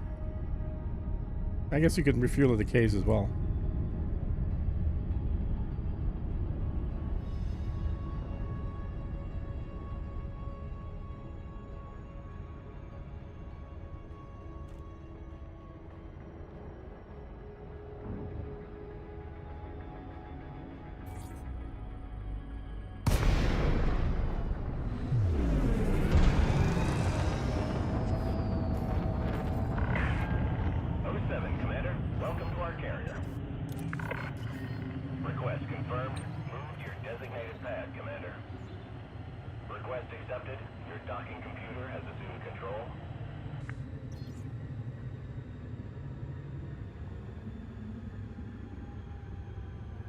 I thought you were hopping off Elite for the night 10 minutes ago, James.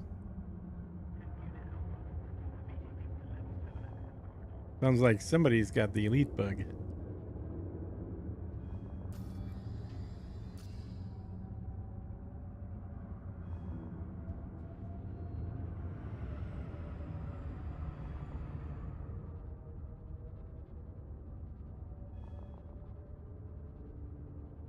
It took me a good hour or two to find the system I finally claimed. 42 bodies, 3 with rings.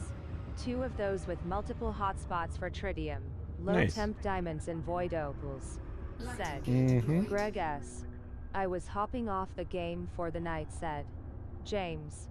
Those manufactured rigs look nice, but they're only designed to vacation in. If you live in them full time, they tend not to hold up to the abuse. Said Aladskar. Well, and this is why I was looking at the van versions versus the C classes, is because the vans have a lot more from the actual manufacturer. Like I was looking at the Mercedes vans ones, whereas the C classes, most of the work is done by the shop that put it together. And watching channels of people with the B classes, they tended to have a lot fewer problems than people with C classes. And I think that's part of the reason, is because the, when you're servicing or when you're driving something for 20, 30,000 miles a year that has a box built on top of a frame by some company that's not the manufacturer of the frame, you're going to tend to have more issues there.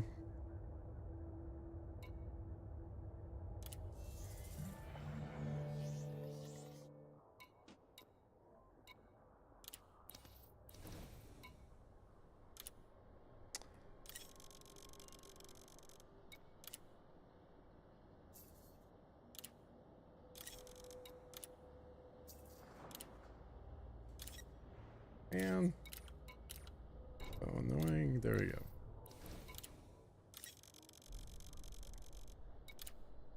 Cargo hold at maximum capacity. I was looking at a travel trailer. I figured it would be cheaper to repair and replace if needed. Said Probably, yeah. Greg S. Clamps have released.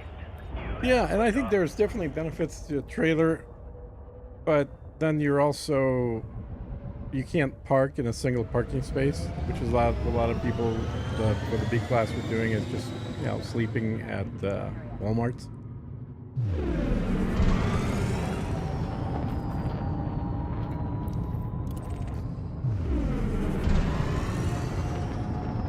There's one guy I watched, I can't remember his name, but his whole thing was that he drives every single day, but he never drives more than 35 miles a day. So he sleeps in a different place every night, but all his night to night or day to day trips, they take less than an hour. Usually a little over a half hour if it's on the highway. So it's he kind of limits the time so he doesn't feel like a truck driver. You're better off buying your own van and building it out yourself. 20 to 30,000 per year. Ha. Not lately. Gas has cost too much. Most of us stay put as much as we can, said Aladskar. Yeah. No, I get that, but I like what this guy was doing. I wouldn't mind doing something like that, where you just, you crisscross the country by driving every day, but you only drive for a half hour a day. Why don't Dev just implement a limiter on claims for new systems and raise the range to 50 li, said Lantec. There's a lot of things they could do. One of the things that I think Vale is Doman. is Thanks the- for following. Hey, Vale, one of the things is, I think the price they charge for the beacon's way too low. Like, the beacon should be more like Lantec, it's a 250 terrible million, idea not as 25. well, said James.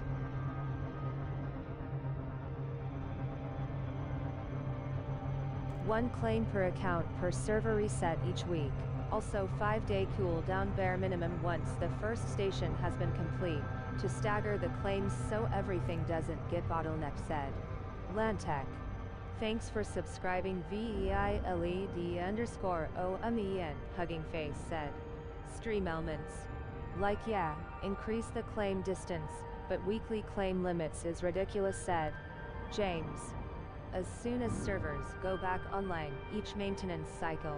Also further stagger claims by adding a cooldown equal to the number of celestial bodies in each system, said Lantec.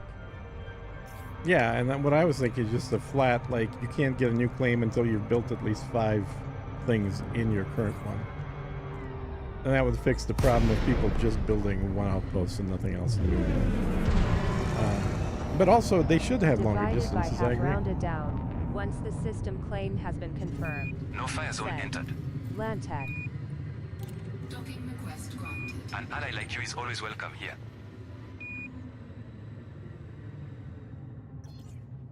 We'll see. The odds are, given how they've handled the first month of PowerPlay 2.0, I think we're going to see some changes in the next few weeks. But whatever it looks like probably a month from now is probably the way it'll stay till the end. So if they don't increase distances by a month from now, they're probably never going to increase the distance. Because once they sort of are done and move their development onto other things, It is too late they to don't seem fix to come the back. things that need fixing for claims, said Sophia. Hey, Sophia.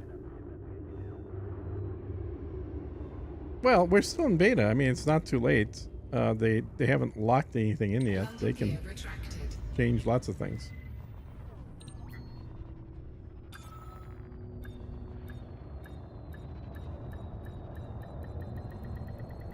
Docking successful. Engines disengaged.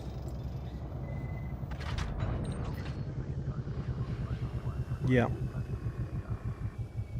I'm not even thinking of colonizing until I get back to the bubble from Colonia and buy my fleet carrier. Got the 5 billion. Gonna build the slush fund on the way back, said Aladskar. 50 li is too far. 15 is fine. 250 mil for beacon to slow it down, but it was too low to start and the bubble is pretty well filled now, said Chris Rowland. Yeah, it was way too cheap. It should have been a minimum of 250. You're parroting a talking point without thinking through the consequences again, said James.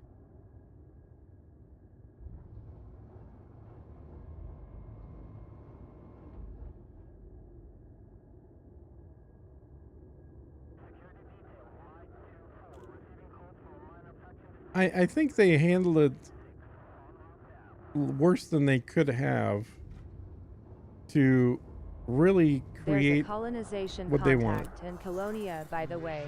Locked at the moment, but he's there, said Mhm. Aladskar.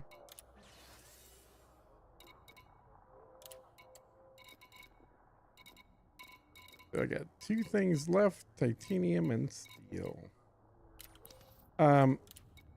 I think the key thing is they needed to have clarified what they meant by colonization, because the 15 light year limit kind of Infraction detected seems to per clear indicate by that approach what they were immediately to looking avoid lethal for was response. really not just like colonization of the new world, kind of, you know, Columbus sailing across the ocean. What they were looking for is just, hey, how about you guys just help to build out areas and expand the bubble?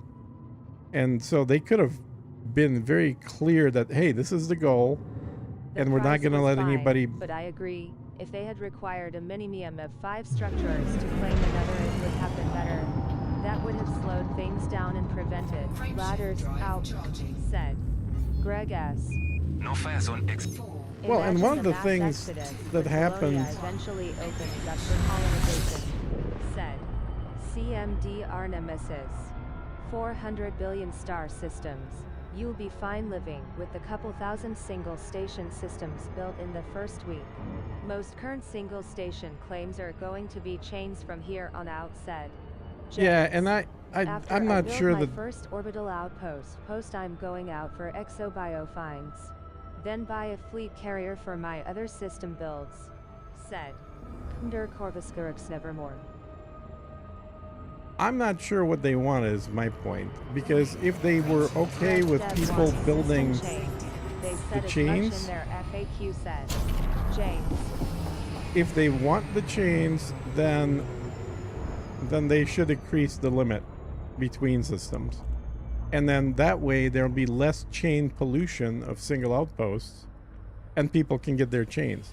If they didn't want chains, then the current limit of 15 makes more sense, but also they should have a limit on how fast you can start a new system. Whether it's once a day, or maybe it's once a week, or maybe it's anytime, but only after you finish 5 things inside the system. Because what they got right now is 15 light year limit, but then no limit on how fast you can build. And what that's creating is a whole ton, and obviously we've talked about this, a whole ton of systems that are really nice systems with lots of planets that are being grabbed simply to use for a single small station to build a chain every 15 light years. Like, that's crazy. If they wanted chains, they should have made the limit 100 light years. Because then, okay, you can still get those single stations, but they're a lot farther apart, and people can build stuff in between to kind of fill it in. But there's not a whole lot of building things in between 15 light years. So I don't care if people do chains, that's fine. I just don't like the end result of the chains creating these really long, you know, well, chains where there's nothing but small stations for the entire duration, the whole length. And I guess maybe some groups will take out a project as like their build project to just go along chains and actually build out a system right next to chain systems that is fully developed. Kind of like, you know, you have a small 2-lane Are road. there any mustaches in this game? Said Driver. No, not at all. Said Greg S. Once a day is fine. I can't get faster than that solo anyways. But a weekly limit, or a limit based on whether you've developed the system, is plain stupid. Pardon my An English. ally like you is I always will welcome here. absolutely, said James. Driver. Thanks for following. Not develop every single system down my chain, said James. Agreed. I mind chains either. But pick a low body system, said CMD Arnemesis. Is this really necessary? Yeah, okay, so James, how about this? How about that you can't build a small station in a system that is more than, I don't know, 10 planets, 15 planets, but some number of planets. Basically reserving the systems with a People lot are of not getting to resources where they want to go. to people We that are need going to build a further large range, outpost. But we need one claim per server maintenance cycle to stop the hackers from chaining multiple systems on a single account, said Lantec. So for these chains, why is an economy needed in the place you are headed? Said Sophia. We had to do a chain of 145 light to get to our home area. Some of the system we took, we didn't have any options, half were star only, said Hydrodyne. But are there mustaches? Said. Driver. Thanks for subscribing, Driver. 1981 Hugging Face said. Stream elements.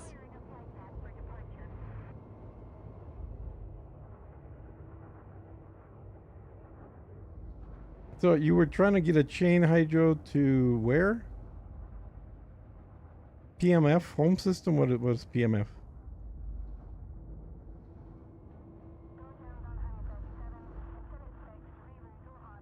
Right. Minor faction?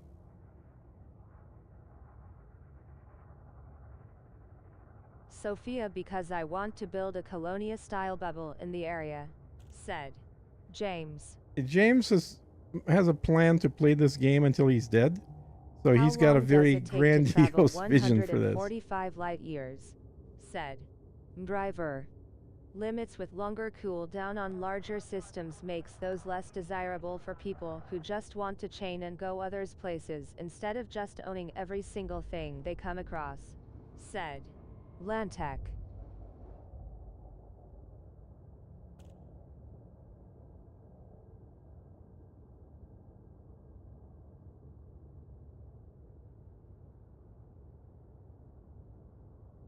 Yeah, if there was something that would be, like I said, an easy solution is a large system requires a Type 3 as your initial. That would discourage using that system for chains. That's more realistic, Lantec said. James. I'd be happy with that, said. James. You should shut down the AI reader. I don't like her attitude. Said. Driver. The more I listen to this, the more I think I'm just gonna take my career into the black as far from people as possible, just like I live my real life. Said. Aladsgar. The larger systems would be more open to players that actually want to develop the larger systems. Said. Lantec.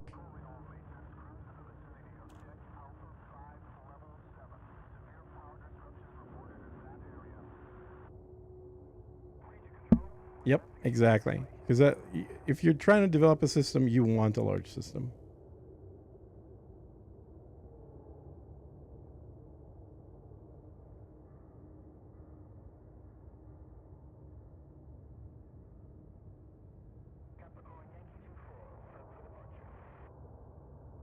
But we are still in beta, so things are subject to change.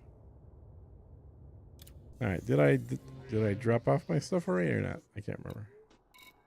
Yes, I did. Okay. Landing gear retracted. Ship released. Engines engaged. Maybe have it so you have to spend 3 Type 3 points to claim a new system. Said. Sophia. ARC was locked into Pleiades sector FWB2-4 closest system for us to expand to is Tegeta 75 flyaway. We have stuck there since 2020, said. Hydrodyne. I'll be building initial supply bubbles along the way. It's not like I'm not going to develop systems. But developing on the way is simply way too much work and would stifle anybody not in a large bed. James. Group been trying to go No somewhere fire zone unique, exited. said. James.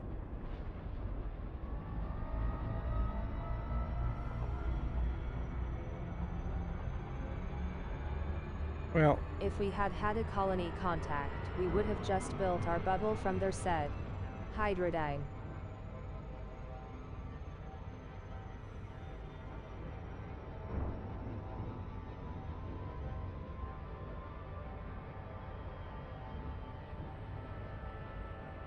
oh, you were in the Pleiades. Yeah, okay, I got it. Okay, that makes sense. Yeah, but I still think that a month from today, the number of people that are still actively building these chains is going to be probably 15 to 20% of what it is today. And 6 months from now, it'll be like 5%. People are doing this because it's new. People are doing this because it's still relatively close to the bubble. With the carrier, it'd be done and dusted, lol, said. James. Oh yeah, obviously. Yeah, and that's the thing. That's the other thing that they could have also just said that you can go ahead and do. is I now have 14 claim systems with a to carrier. build out, Rawl said. And then you don't need the Hydrodine. chains. So in a way, they sort of created this chain issue by not letting you claim directly off a carrier.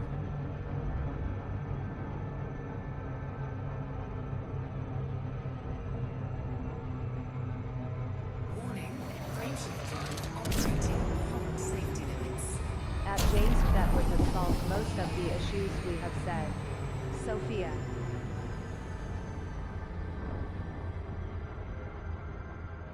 "14 systems to build. Are you going to build out all 14? Or are you just kidding? I mean, most people are not going to build out a chain. They're just using the chain to get from A to B, and they're going to build out the B, but they don't care about the rest of it.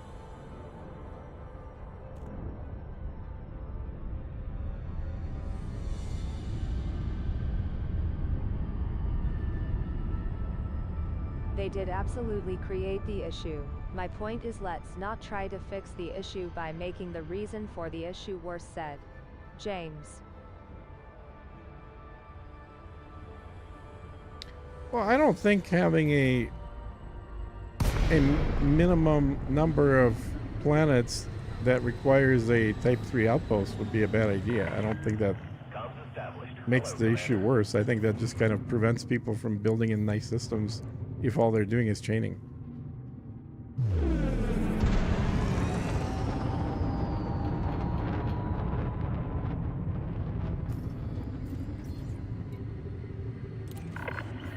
Permission granted. Check your landing pad assignment. That's an affirmative. And like none of this may be an issue a month from now, or certainly 6 months from now, because so few people are going to be building.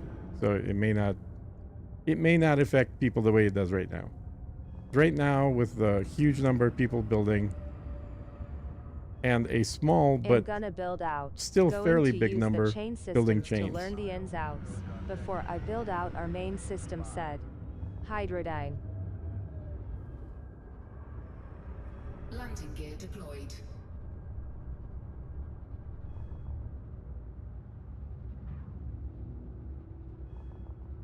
No, that's a good idea. I'm referring to the blanket, weekly limit, or you must develop your system before you can continue, said James. Oh, okay. Yeah.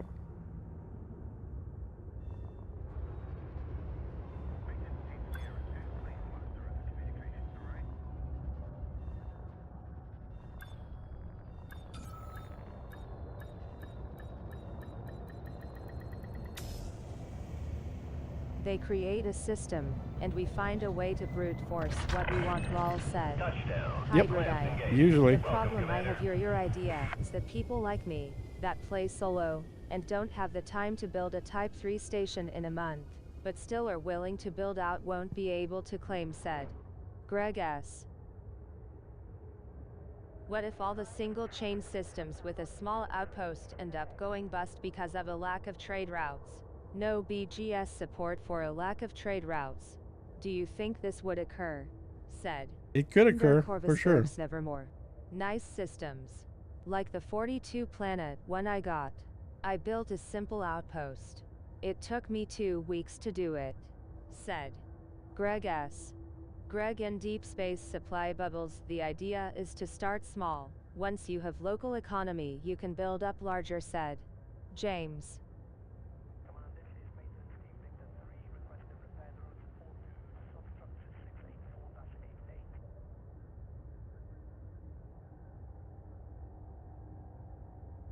Well, and Greg, you know, I don't like being the dick, but not everything in this game is for everybody. Not everybody can go fight Thargoids. Not everybody can get, you know, first footfall or first to discover and first footfall and everything.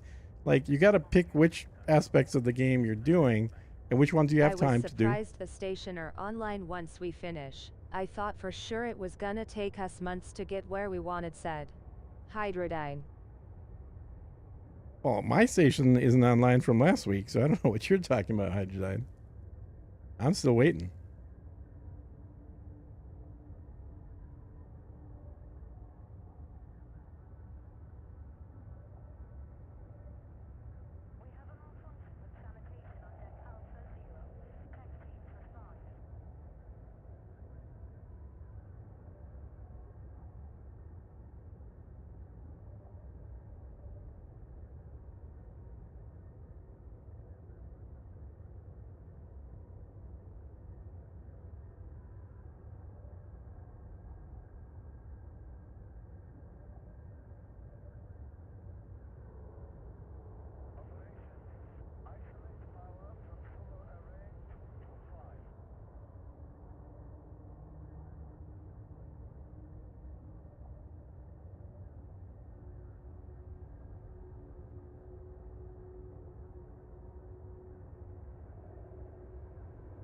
The contacts are available immediately, said Hydrodyne.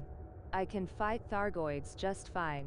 They win most the time ... but I fight them, said Sophia. But yeah, you can. Sure, you can do that in any game. You can go and fight something, and then they'll kill you. That's why I like the mini bubble that James started. Economies and trade routes will develop over time, resulting in population growth. So, I give James big props for his ideas and vision, said Well- Corvuscurix Nevermore.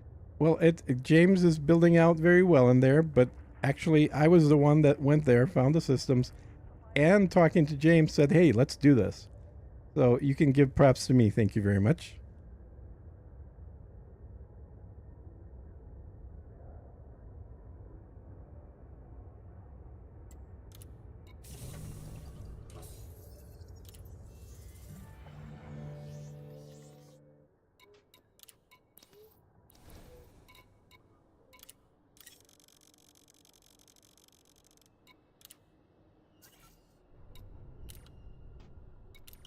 Squad took a little break last night to shot Goids at an attacked megaship in our home system, said Hydrodyne. Well, that's the benefit of having your home system there, isn't it?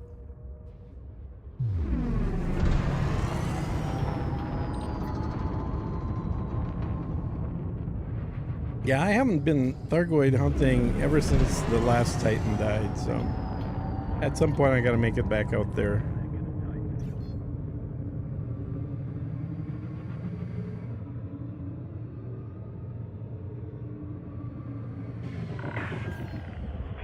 No fire zone exited. This is Control, signing off.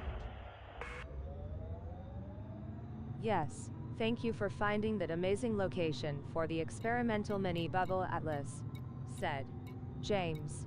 Oh man, I forgot that you were the original founder. Sorry, Atlas Rand. Yes, you deserve even bigger props. Oh, dude, I'm said just giving you shit. Corvuscurix Nevermore. It doesn't really matter. And James is the one doing all the experimentation work right now. I haven't moved there yet, but definitely planning on it. It's just No I fire want to finish zone up some other exited. stuff first.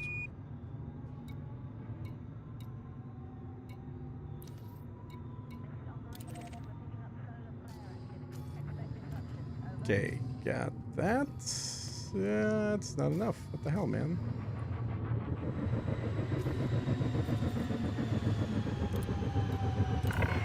Docking request denied. Please approach to 7500 M.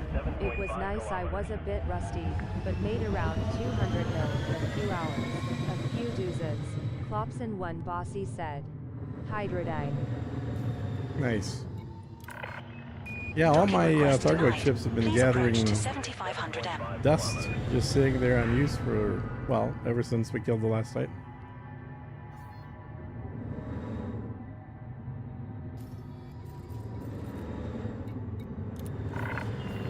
Request confirmed. Move to your designated pad, Commander.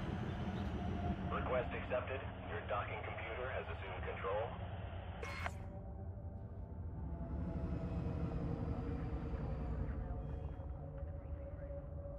So when it comes to taking credit, Atlas shrugged, said Sophia. Lol, said James.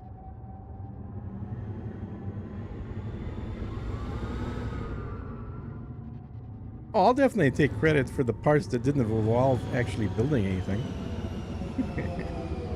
Because I haven't built anything there yet.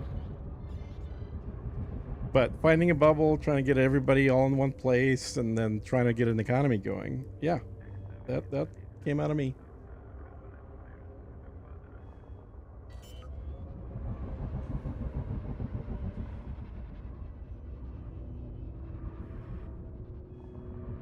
Landing gear deployed.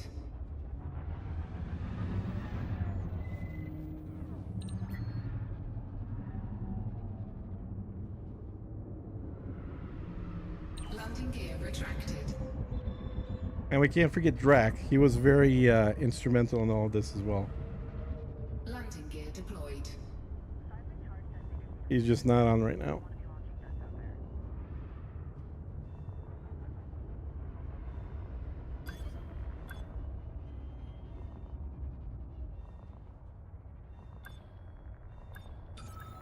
Atlas, you found a great area with an amazing amount of worthwhile systems to build out within the 20-li radius, said James. Docking successful. Yeah, I think it's a pretty good one close to the bubble. I mean, I It's at found least actually worth better some areas credit, since said then. James. Yeah, some credit. Thank you. I found better areas since then, but they're just further away from the bubble. And, you know, when you have a requirement to Okay, always back to use a building out carrier. systems. Do we have any solid evidence on what works with what? Extraction with high metal content. What works best on ice body? I'm looking for any info anyone has said. Hydrodyne. Well, and that's where the credit I will happily throw over to James. He's been the one documenting all this stuff. So as people are building things, he's checking to see what's producing what and which sort of buildings are required to do what kind of effects. And then who's the other guy you mentioned that you've been posting on his thread?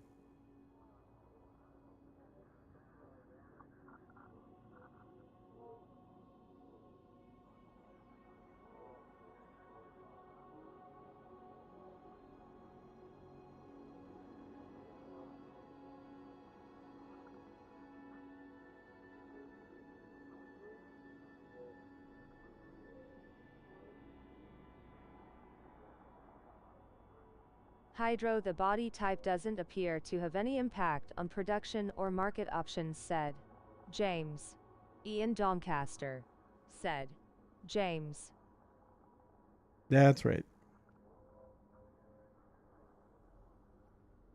Yeah, that's who you mentioned, yeah. Cargo hold at maximum capacity.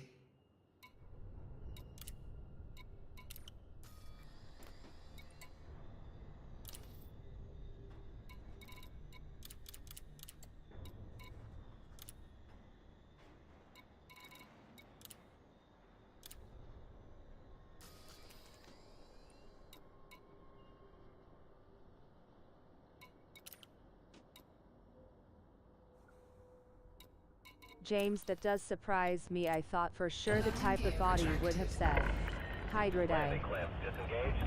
Maintain a controlled speed until clear.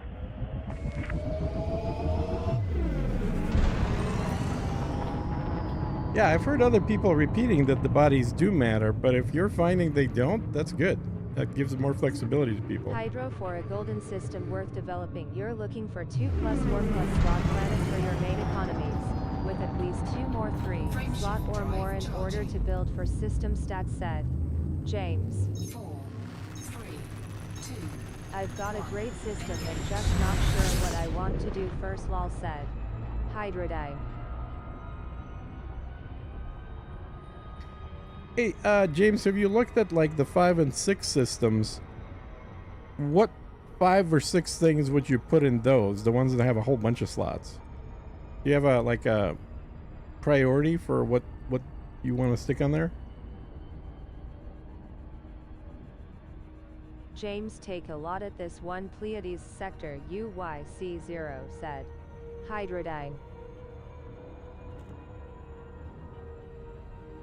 Dev's legacy model for building systems was to give stations specific economies where they would make sense, but never had a real system for it, said James.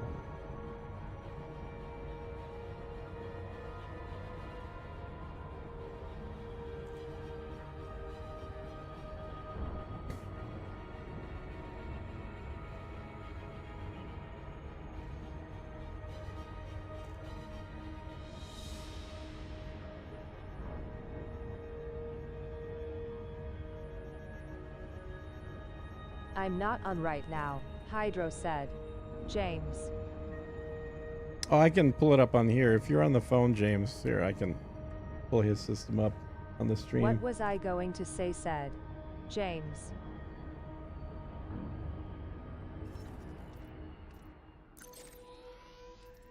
Oh, but I won't be able to see it because I've never been there, of course. So yeah, the only thing I would know is that it's Hydrodyne system. Let me bookmark it, so I'll go check it out sometime.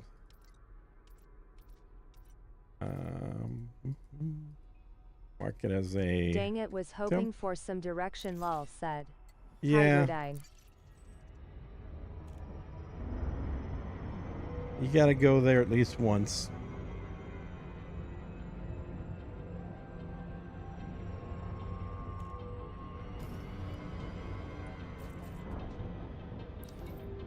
For deep space bubbles, the build order matters quite a bit. You do not need extraction to fuel a refinery economy, so starting refinery can be really important because that's where the majority of said. James. Your build cost is said. James. From there expand into industrial, high-sec, and agri said. James.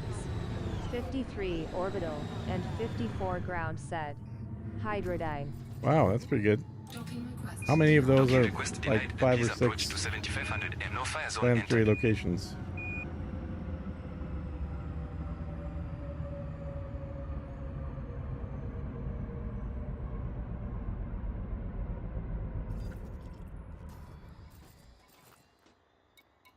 Docking An request. ally like you is always welcome here. Yeah, the wiki has a surface extraction making only water, cryolite, hyophililite and goslerite. Said. Hey, Sophia. Hydrodyne, you can take a screenshot of your system and then stick it into our Discord, and I'm sure James can see it that way. But, you know, if he wants to go sleep, obviously don't make him work.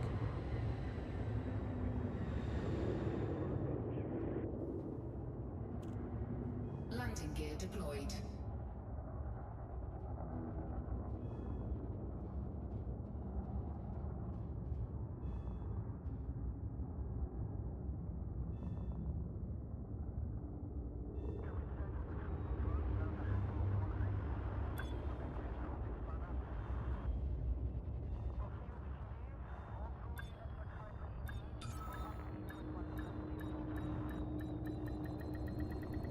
Docking successful. Engines disengaged.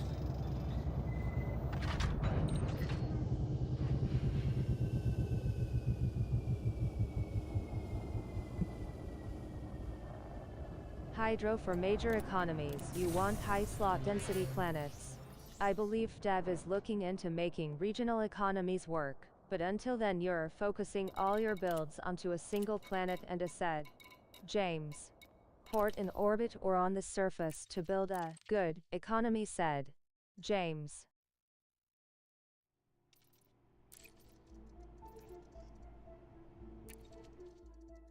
Does it matter if the port is a Coriolis or T3 or a small size?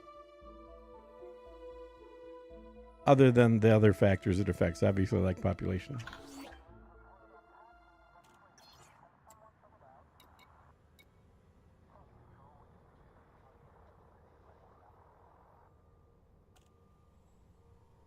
Your most important system stat for commodity supply is development level, which is modified by population said.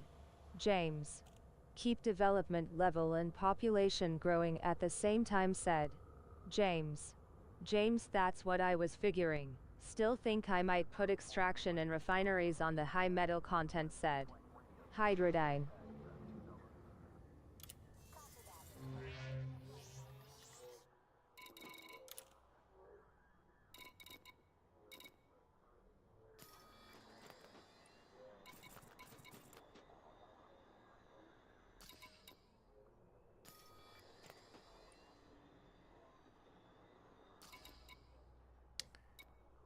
Okay, steel and titanium.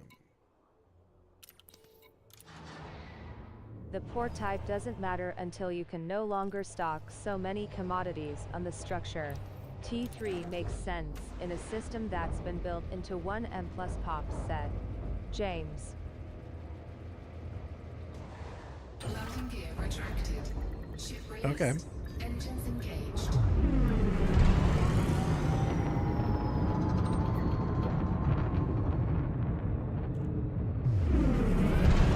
Hydro. Yeah, it still makes sense to try to make your build locations make sense said. James.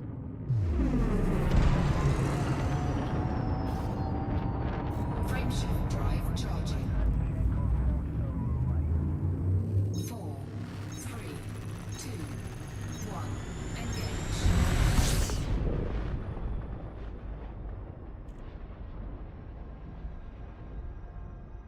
So what surface elements do you want to get a refinery economy? And, is that some place you can sell mined ores and make good money? Said Greg S.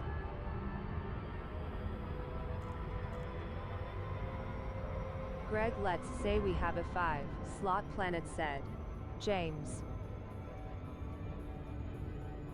Warning. Frameshift drive operating beyond safety limits.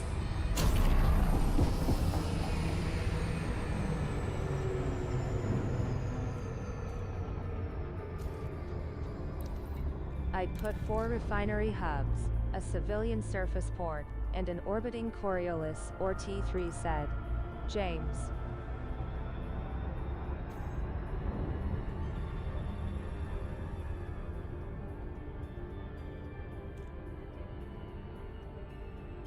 So you would put 4 refinery hubs? Really? I thought we talked the other day and you said the hubs don't actually do as much.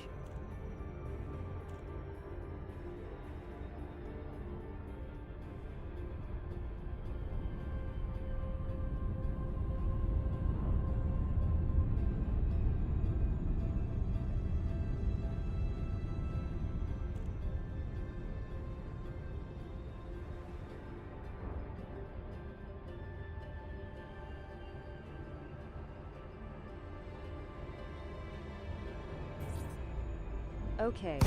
And do you think the T3 would be a good spot to sell mined ores, or should I go for a different economy? Said Greg S.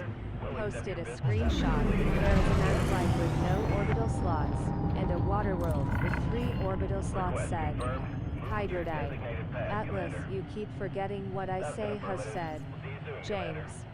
At Greg S. The orbital station would be a refinery economy in that scenario, said Alanthir.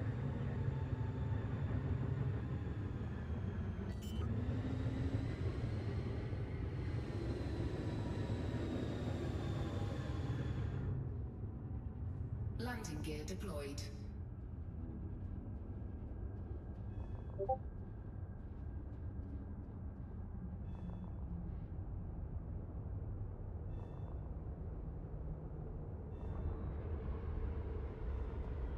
Hubs are just different structures that can give economy pressure to ports, and have different system stat bonuses than settlements, said James. The planet and its orbital slots are economy space. So 5 ground slots and add 2 space slots equals what that economy is going to be, said Alanthir.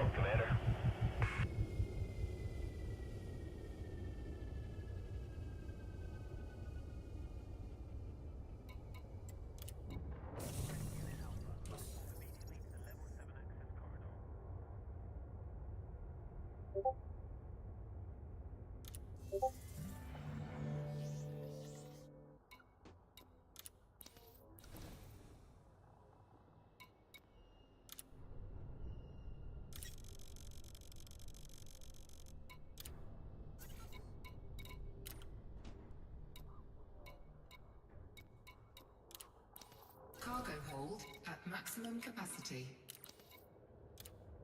Landing gear retracted.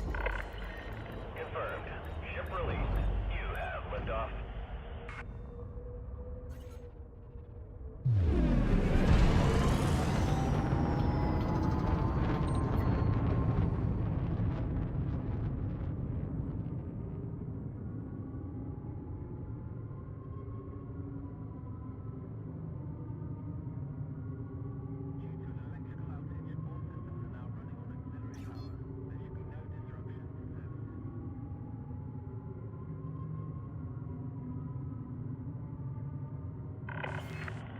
No fire zone exited.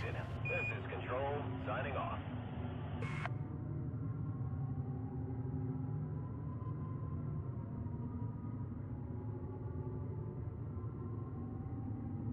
So I guess the question I would have is, do the refinery hubs give anything different Greg, to or sell more. mining ores, you need refinery economy, but a Coriolis will do just fine, said James. Yeah, like would the refinery hub be better than a T2? Or sorry, I'm thinking of extraction, not refinery. Okay. Yeah, I was thinking extraction tier 2 settlement versus a extraction hub.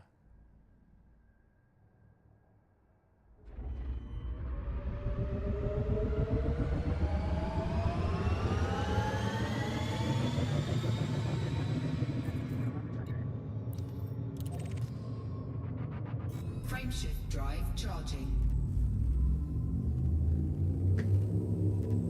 4. Hydro, you have enough room to make some mistakes in the system. I'd avoid putting anything in the gas giant systems for now, unless you need some system security from mill settlements, said James. Atlas, I'd mix extraction settlements and hubs on a suitably large planet, said James.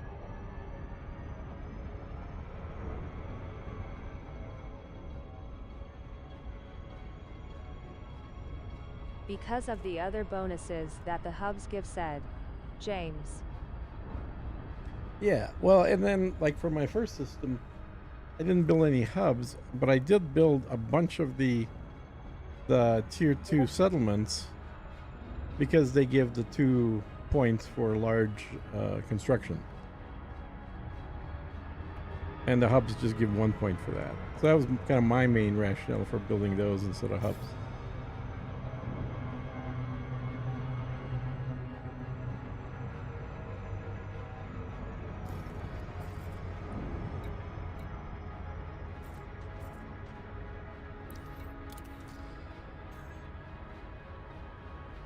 James, I was thinking military, science, and tourism on most of the ice body moons, said Hydrodyne. But those would be done the road, said Hydrodyne. Hubs are the surface version of installations, said Sophia. Again, though, your commodity supply is determined by your development level and population in tandem, said James. So he should just build 4 large settlements, 4 tier 3 settlements on that planet, and then put a tier 3 above there, and then build 1 hub, right?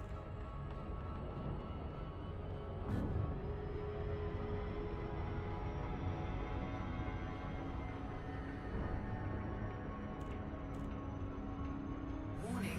Frameshift drive operating beyond safety I've limits. come a long way from what's in your hold. Don't try to run.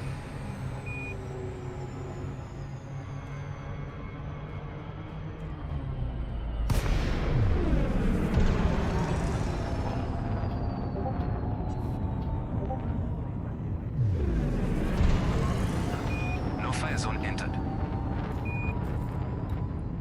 Docking request. An ally like you is always welcome here.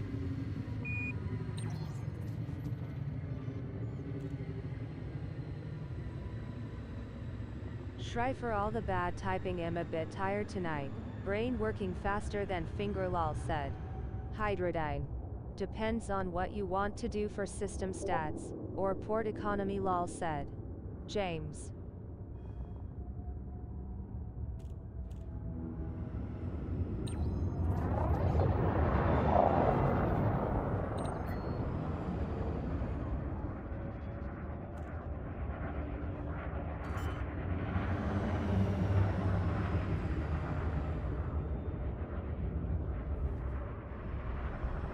Landing gear deployed.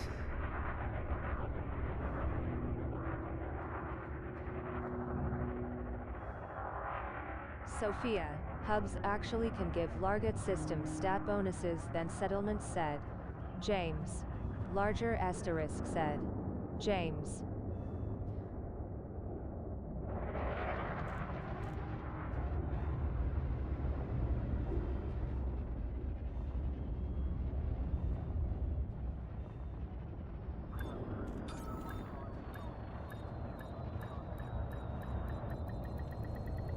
Docking successful. Engines disengaged.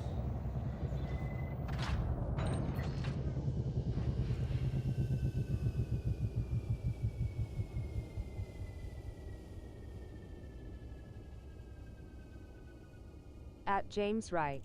I just meant they're not an economy, but an economy influencer in the context said. Sophia.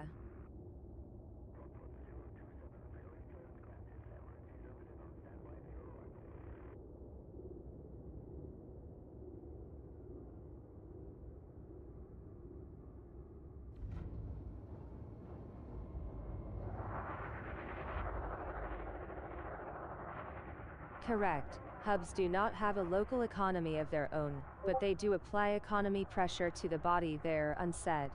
James. Carrier jumps look like 16 minutes still.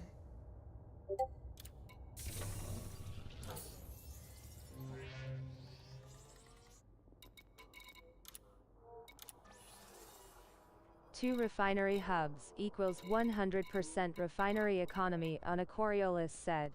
James.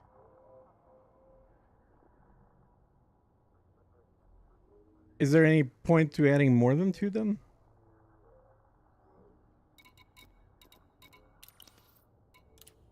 Landing gear retracted. Ship released. Engines engaged.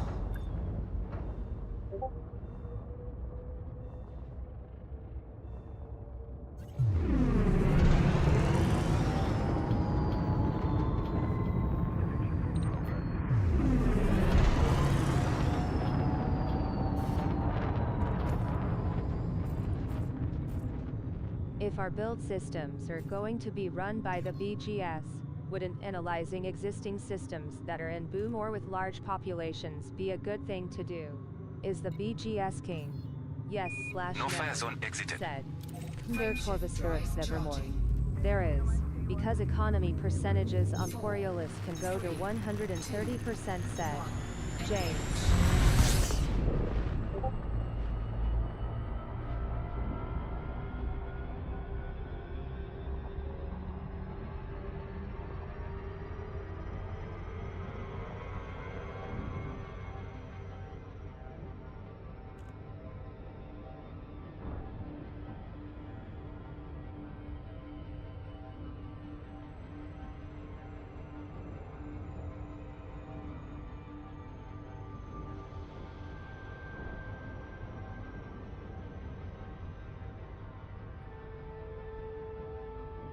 BGS does impact our systems. Putting our refineries into a boom could be nice said. James. James, thank you for all the info. It has helped a bunch said. Hydrodyne.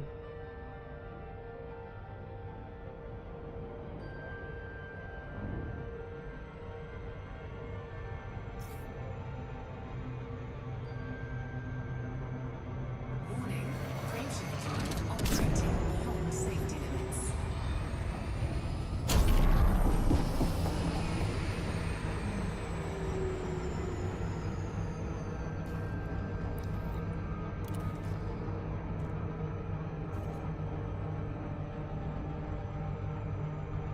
At James, your explanation gives me new insight into what is a good system to colonize.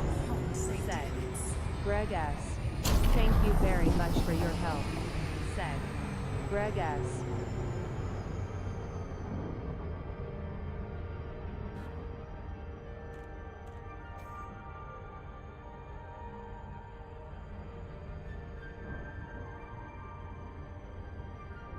Planet count is not always good.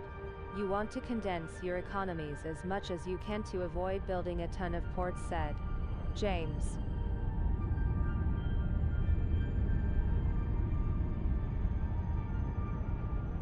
So small system with planets that have 5 or 6. Yep.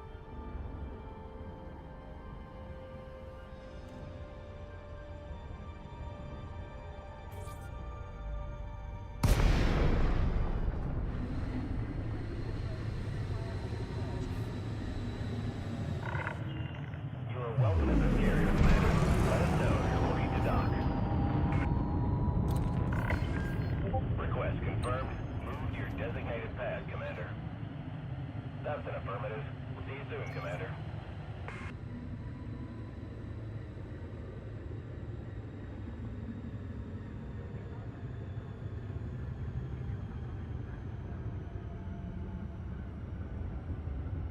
Planetary T3 port gives 200k pops. You can fuel a good large economy with just a single one of those if need be, said James.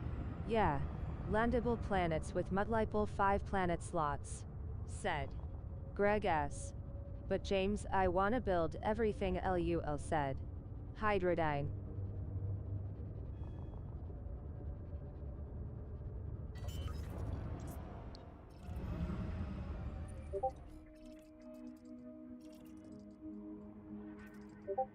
Landing gear deployed.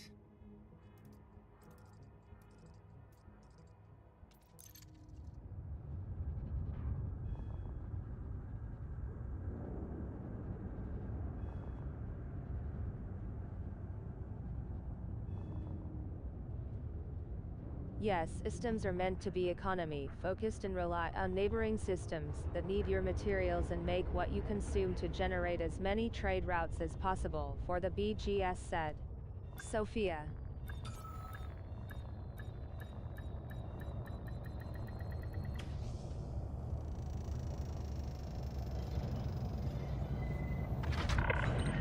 Contact confirmed. Hey, Sophia is, We've got you, Commander.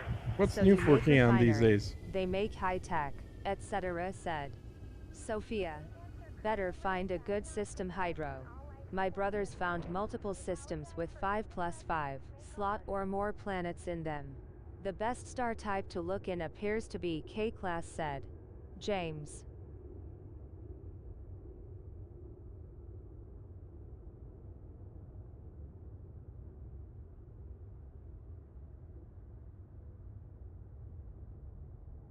We're still not sure if BGS trade does anything for our systems market-wise, said James. Waiting on Thursday to actually get our stations deployed, said James.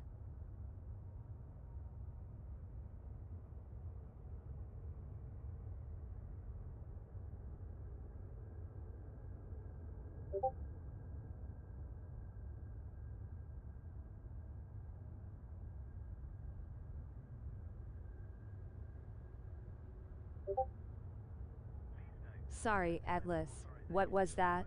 Said Sophia. I was just asking about Noof to see what he's currently building, because I haven't seen him on all day.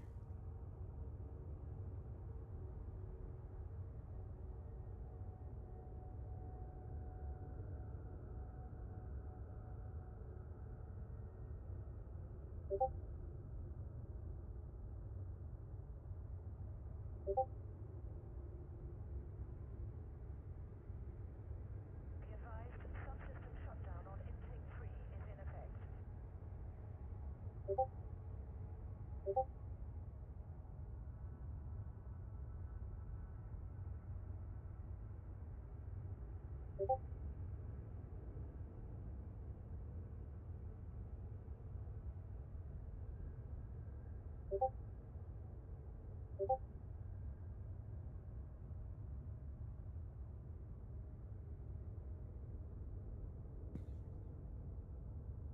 Seismic charge detonators need a fuse head check.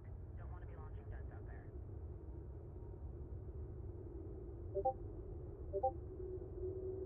He is not on Sundays and Mondays usually, said Sophia. Oh, okay.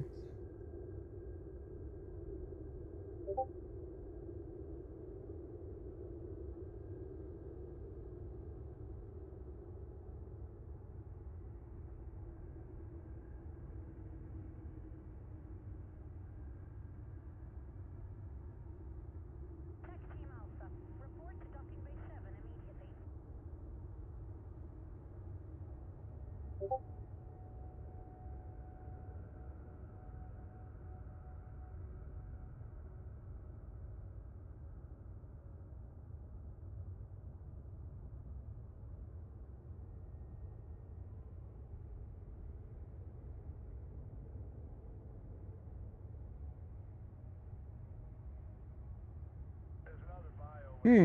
Interesting.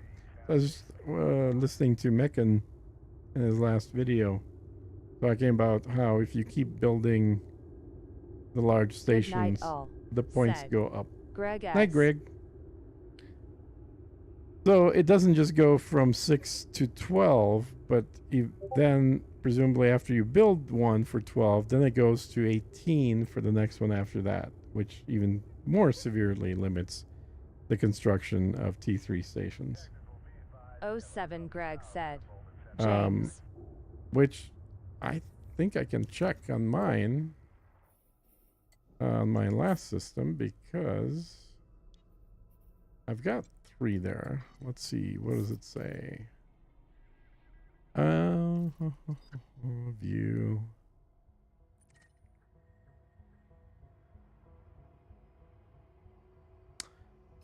I mean, we kind of suspected that might be the Yeah, case, but and we're I sure. guess it goes to 24 after that.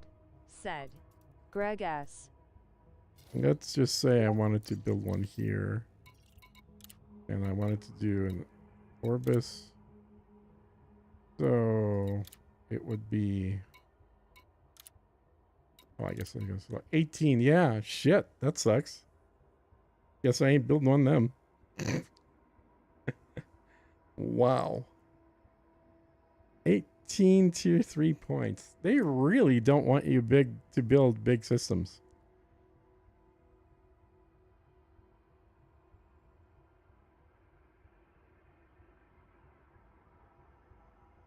So if you build one T2 station and then you build one T3 ground station, which is what I think Newf has, got an asteroid and a T3 ground, then his next one is going to be 12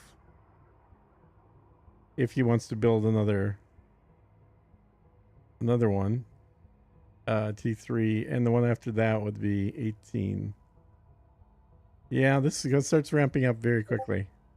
This is what you need large systems for, is to put down all those throwaway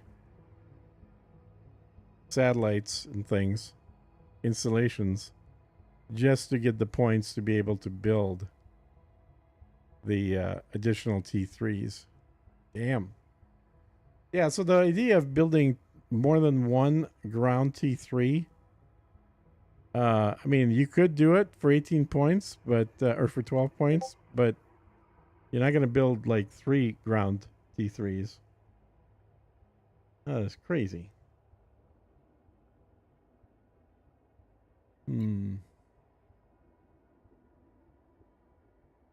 Yeah, I thought it would stay at 12, which is bad enough already anyway.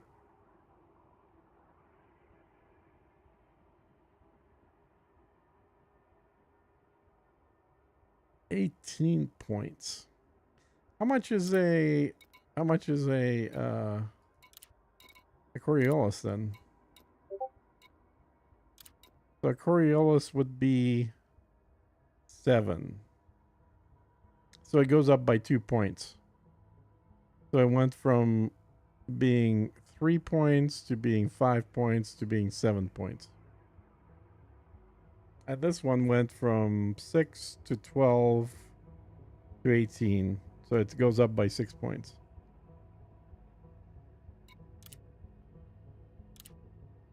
Building more T3s is for the pops. Population is a commodity supply / demand driver, as well as commodity prices, said James. So what if I bring... How much is a ground one then? Let's see. Oh, I'd have to fly there to actually test it. That's right. It doesn't even bring up dialogue to look at the ground ones. Which sucks.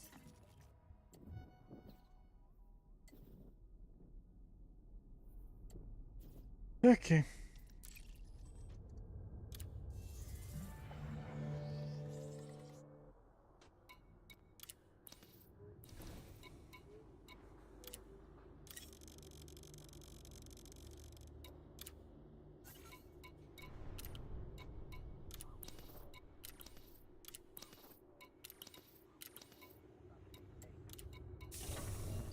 So, have you had to refuel the carrier, James? I know you've been making quite a few jumps. Basically, your commodity supply is determined by a function using dev level, population, BGS state, and the base price for a commodity to find the final value said. Shift to parking. James. Maintain a controlled speed until clear. Since you can control dev level and costs to a high degree, it's a good idea to balance those said. James.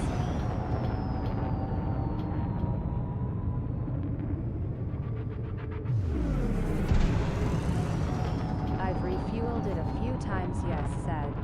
James. Frameshift drive charging. 3, No fire zone So exited.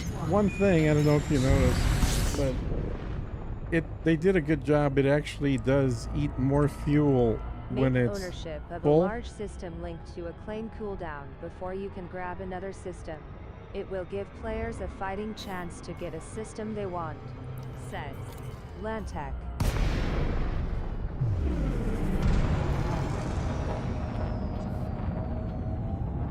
No, I went to the wrong damn thing. Oh well. I'll be using some simple algebra to reverse engineer the actual function for determining market strength tomorrow, said James.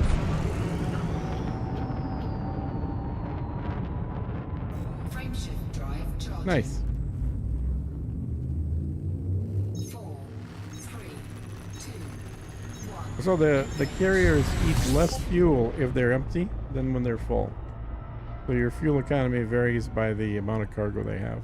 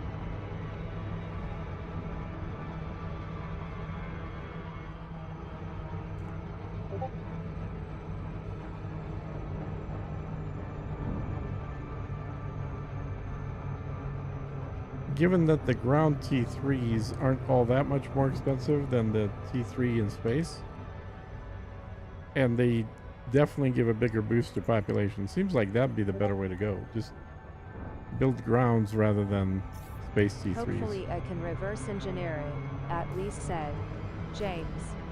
God damn it. I thought I had it. Yeah, Super Cruise as well. Why didn't it grab it? The current claim system is just a mine game. Just grab everything with no consequences. It's clogging up the server cycles with too many claims each week, said Lantec.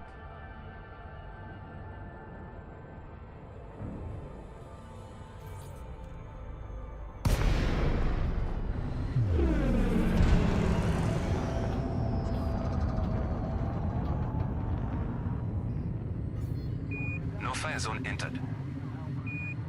Well, given that you can only claim one thing at a time, I don't know that that's doing a whole lot. Docking request granted. An ally like you is always welcome here. I mean, you still got to build at least a small station there. Claim something else.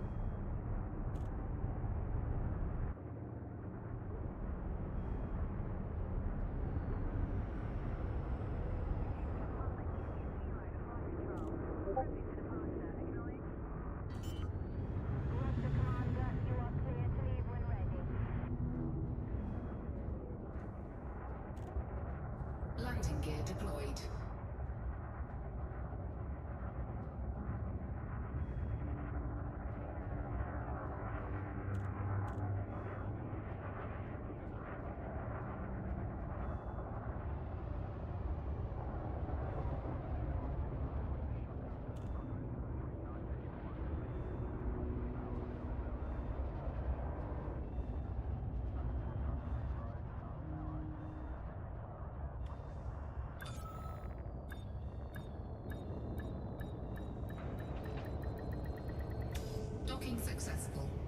Engines disengaged.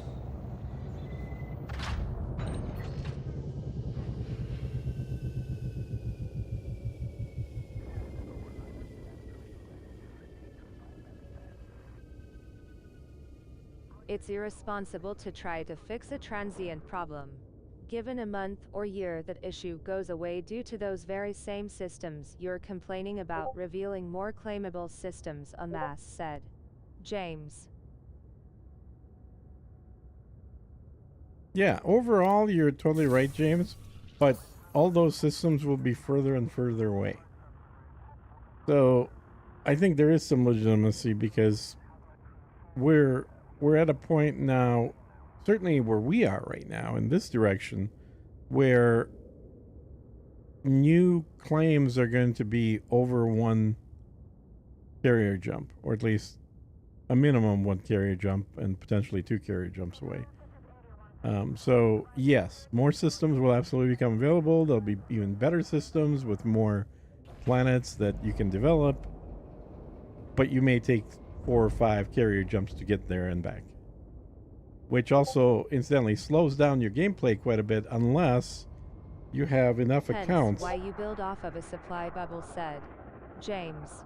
The servers struggling will pass just like it has in the past. There is a massive group of crews who are back now and will disappear like farts in the wind in a few months, if even that, said Hydrodyne.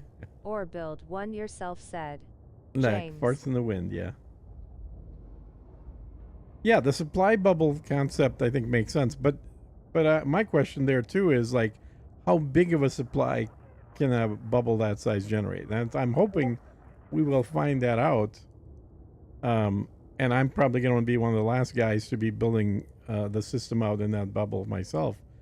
So we'll definitely take use of whatever is produced I would locally. like to see a build calculator or system planner tool like Etsy, but for colonization, so you can enter in the system slots and planets and make a build map process to follow, showing benefits, said Lantech.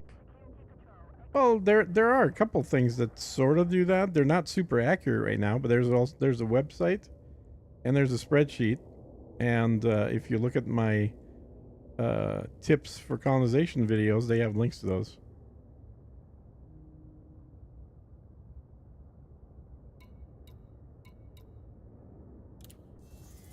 Lantech, I imagine that's not far off, but we need to figure out the math behind a lot of the market variables first, said James.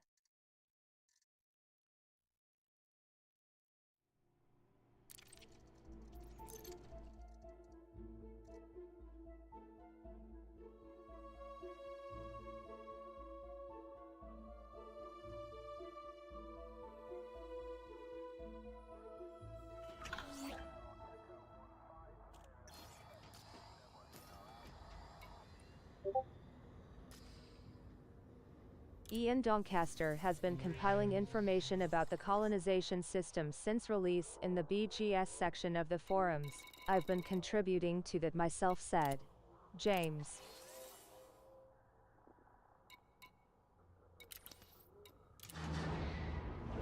Yeah, the other problem is that we have no information at all about either colonization or Power Play 2 coming through the logs.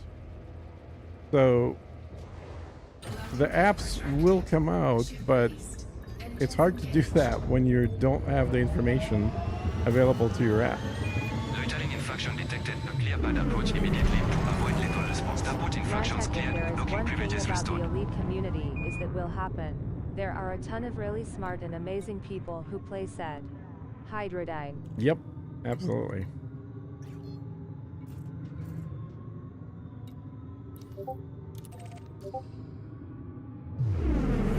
No fire zone exited.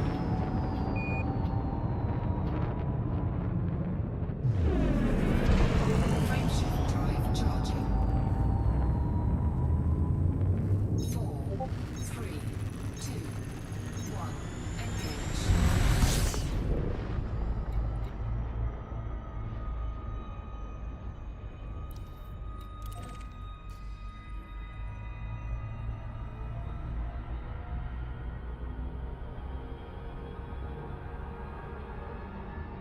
Warning.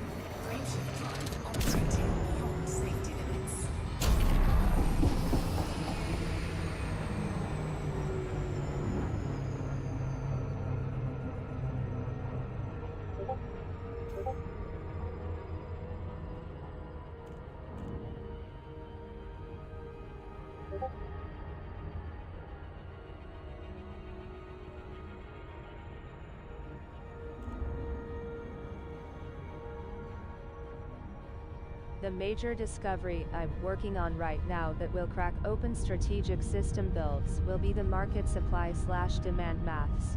We'll see if I'm up to the task, Lal said. James.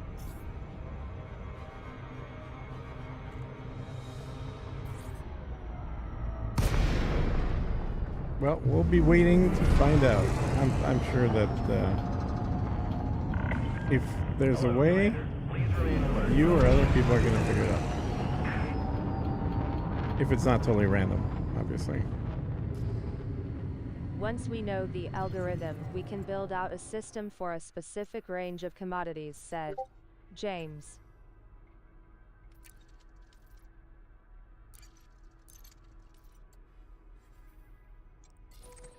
Until then, it's just best to focus on dev level and pops, said James.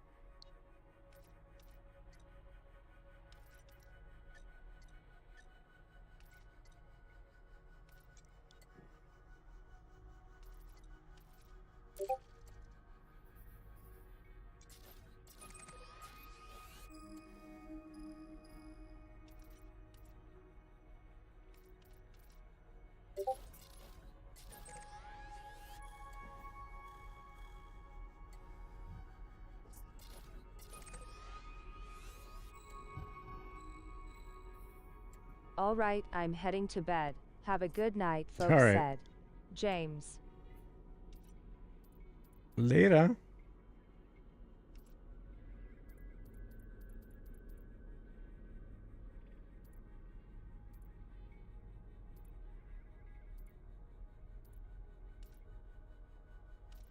If you want to keep up with my work on the colonization system, you can see all my updates in the Discord, said James. https://discord.gg/xdu7x said. Stream elements. Good night, James07 Kumder said. Hydrodyne. 07 James said. Have a good night, dude. Kumder Korviskarux Nevermore. /07 said. Atlas Rand. I don't seem to be able to get this to come up, but a few days ago, I was able to see what trade was happening with my first system, but I can't remember what I did to trigger that.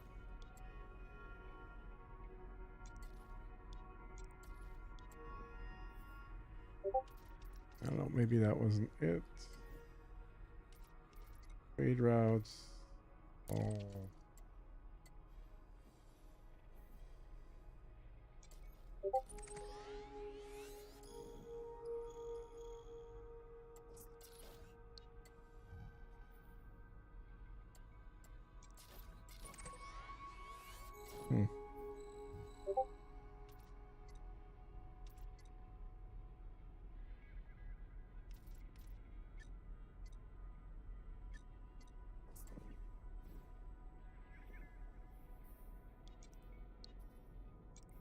That was the any trade routes here.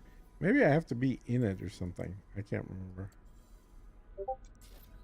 Because it's not showing anything right now. But it was kind of neat to see the trade actually happening through the BGS to other systems out of the one I was building.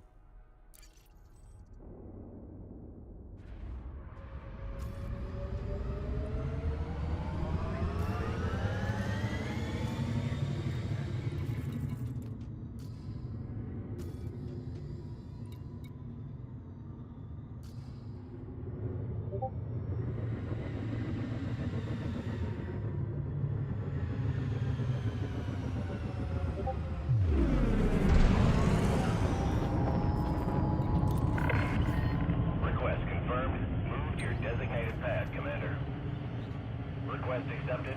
Your docking computer has assumed control.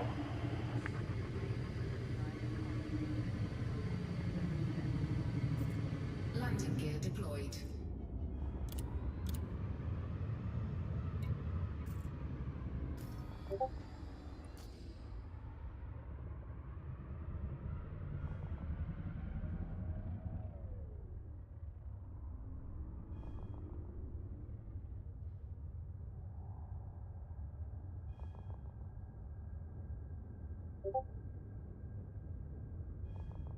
Ship in Bay 7 has a probe launcher calibration scheduled for 1100.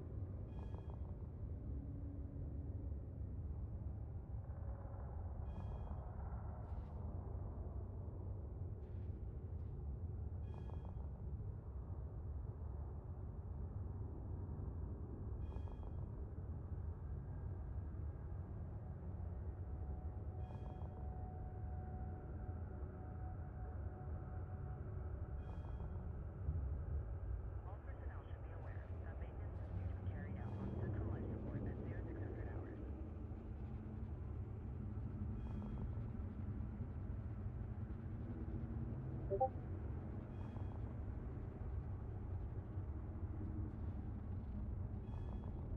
Everybody get enough building of stuff for the weekend? Landing gear I know the supplies were retracted. definitely drying up in the colonization carriers, the megaships.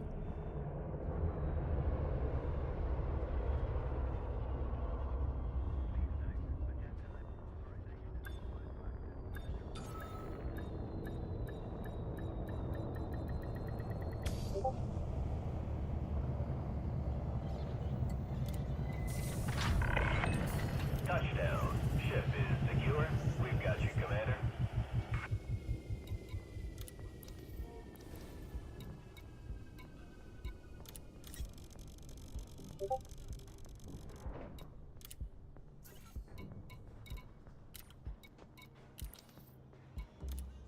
Landing gear retracted. Landing clamp disengaged. You have liftoff.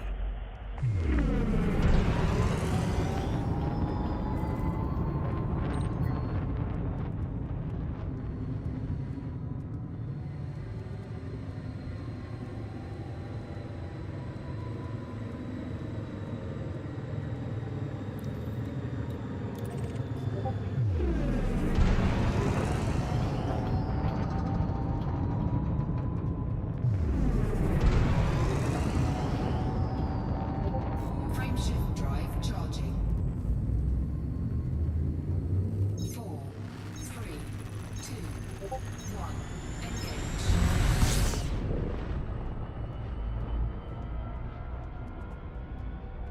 I'm hauling steel and titanium from Clicky's gonna hit the sack. Good night, everyone. 07 said. Good night. Corvus Thurix nevermore.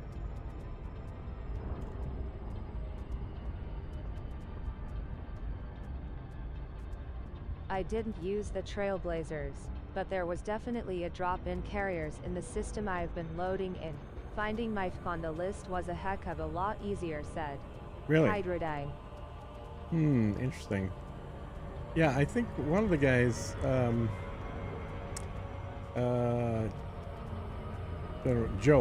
Joel was actually making money to buy his carrier by loading carriers from systems where the Trailblazers were, which I told him is probably a pretty good way to do it, because I saw people advertising like 800% profits in local chat. Now, I wasn't paying 800%. I usually don't go above 400, but clearly there were some people paying 800% to deliver steel, so might be another good way to make money to buy your own carrier right now. Warning. Frameshift drive operating beyond safety limits. And you all saw that, well, those of you that saw the stream yesterday, I was out in the black scanning plants, which is probably still the fastest way to make money for a carrier right now. Safety limits. Where I was doing around 300 million an hour, but I know that number can improve now that I'm actually in the black. That the 300 an hour was based on flying out there from the bubble as well. So the rate once you're actually there should be a little better, which means that somebody going out there should be able to get all the money for a carrier on one trip. Just be very careful coming back. So you don't do what I did and accidentally crash into a planet and lose all your data. No fire zone entered. Docking request granted. An ally like you is always welcome here.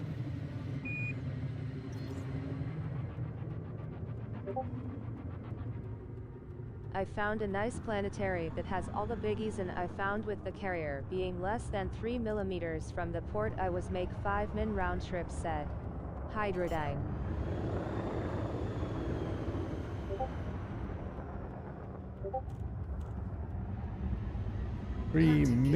Megameters, yeah, from the port. You were making 5-minute round trips. It's pretty good. I definitely know that if I'm doing this while streaming, my rate is half as fast. If I'm not streaming, I can kind of focus on flying back and forth, nice and efficient. But I'm looking at too many other screens, and I'm, trying to do too many other things if I got the stream going.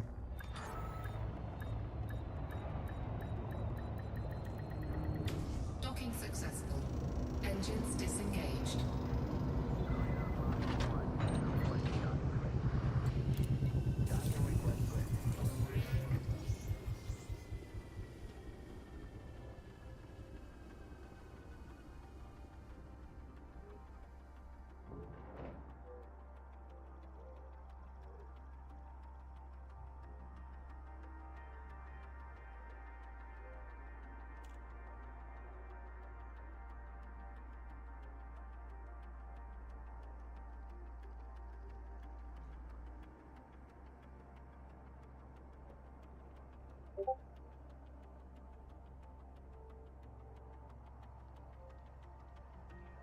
If I'm on my mod duties in a few streams, my productivity drops by more than half, lol, said Hydrodyne. Yep. I believe it.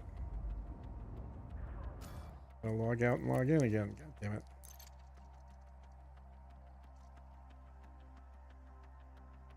I also need to, when I get done dropping this stuff off, I need to switch to a ship so I can scan the planets, because there apparently are some planets to scan in the system that I'm building out on.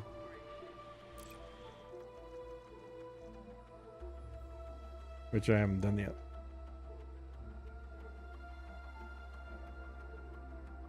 Which, I don't know what I'm going to do with this system. This was really built just as a stepping stone system, nothing else. But I'm also going to be kind of guilty a little bit of the stuff that I'm saying other people are doing, which is taking systems with a lot of stuff and then just building one small outpost on there. So maybe I will develop this a little further.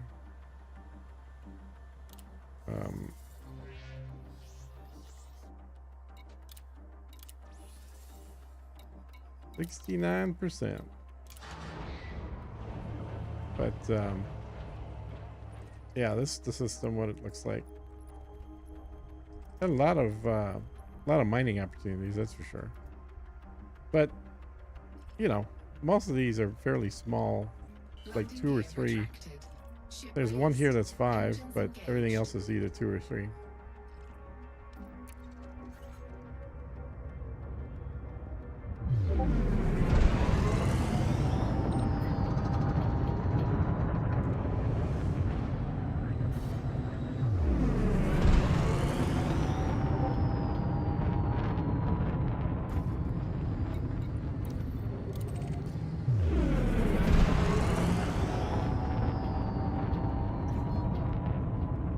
Frameshift drive charging.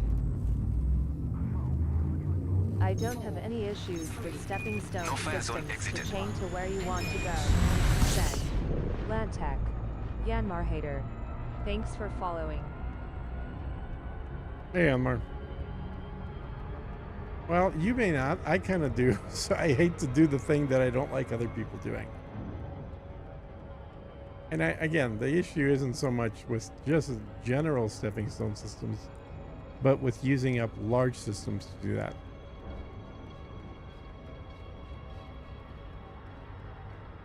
Warning. Frameshift drive operating. I've been playing this game for a long time. I will fill out all the system I took.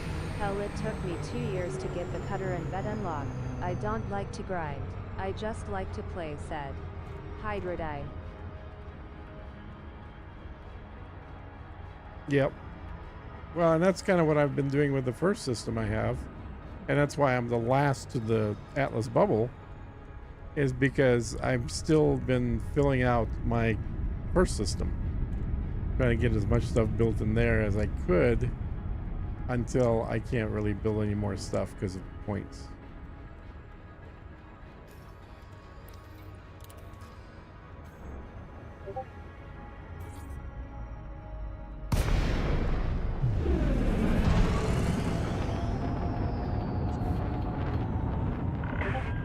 Comms established. Hello, Commander.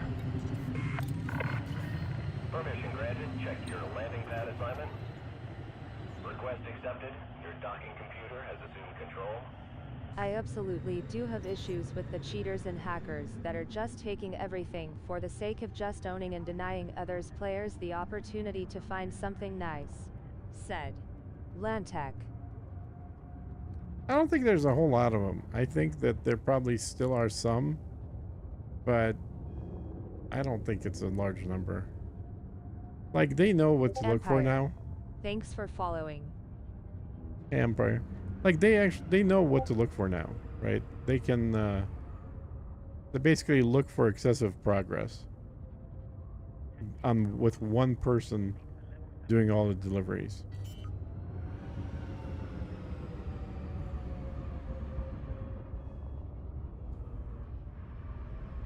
Landing gear deployed. I don't think they were even looking for that initially, which is why that guy was able to do it so easily. And I'm sure he wasn't the only one. It's just that he was the one that got tracked down doing it.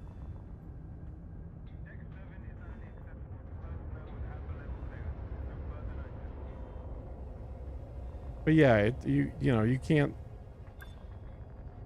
compete, and you shouldn't be happy if somebody, all they have to do is go to a system, unload from their T9 or Lantec, I will Cutter. worry about that. Those are the farts in the wind that will be gone soon enough, said Hydrodine.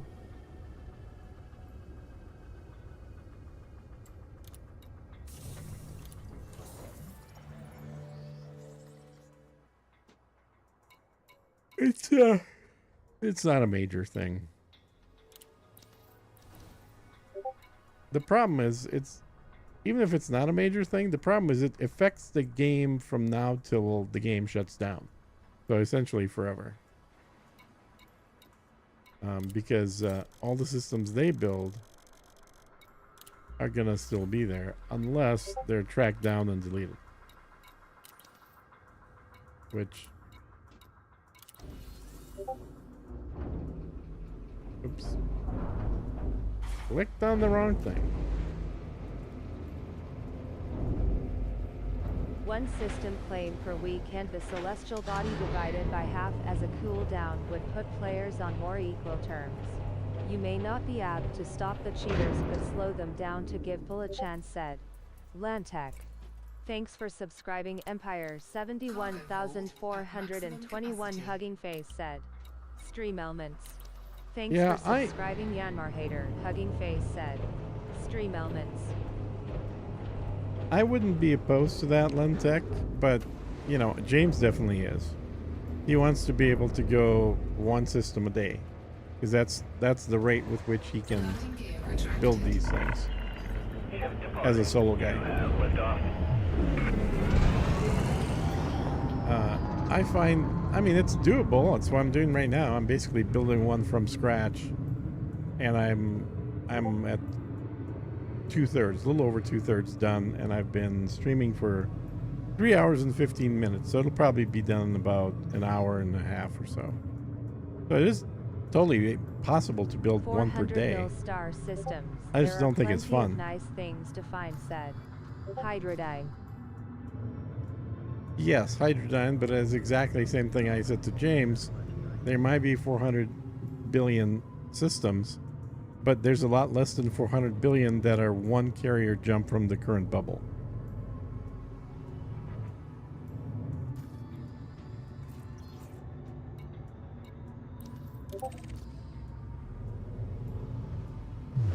And if people were just able to build from their carriers, this wouldn't be a problem, because people that are building these spider webs, Initially, it felt out of control. and they would just insane, jump a carrier especially somewhere. if you do not have a carrier. But I kind of let it go and realized it is unsustainable, said Sophia. Oh, the number of people is already, I think, lower than it was the first week. And it's going to keep dropping as more and more people just say, okay, I've had my I can fun, do but a this is system crazy. every 2 days solo, with a few hours of playtime each night, said Fire zone Hydrodyne. Point exited. taken, said Hydrodyne.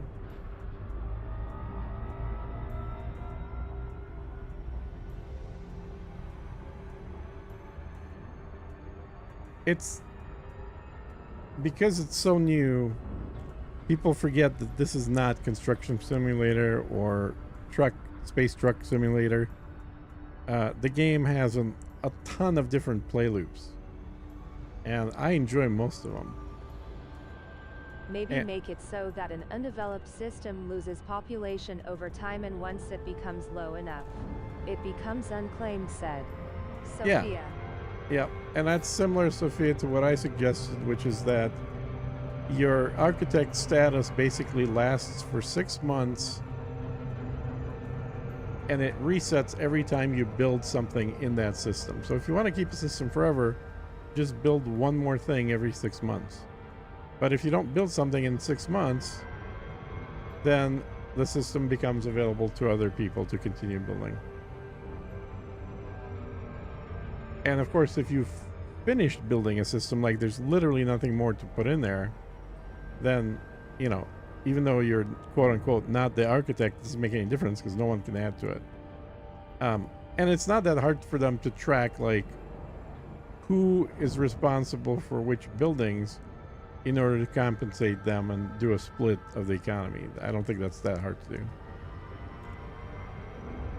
But either way, they definitely caused this problem by creating a system that has people making spider webs instead of letting people just build from their carriers anywhere they want. Because it would still be really hard to get an economy going if you're building from a carrier, unless you build multiple systems. So they took something that could have been what people wanted and encouraged more construction, and instead they just kind of limited it. Well, James can still do one system day after he pays Frontier for 6 more accounts. My idea is not starting him or anyone else, just slowing down hackers from exploiting off a single account, said Lantec. Yeah, And we're in beta. We have no idea if the numbers stay the same. Range of colony contact, said Hydrodyne. exactly. Yeah, all of those I totally agree with. We don't know. I've got 6 accounts, so I could build every single day. I just don't find it particularly interesting. So I'm doing like 2 systems at a time at most. But you know, so I'm sure some people really do nothing but that and don't want to focus on anything else. They could use multiple accounts. But right now they don't have to. They can just use one account and build a system. As soon as you're done, grab the next one, go to sleep. Wake up the next day, build that system. As soon as you're done, grab the next one. So it's doable.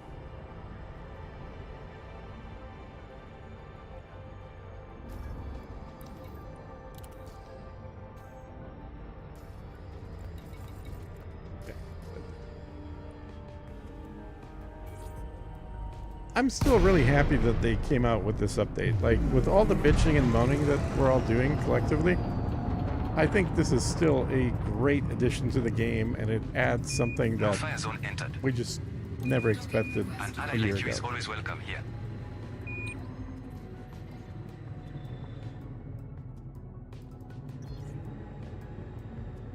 Raise the system range to 50 Li.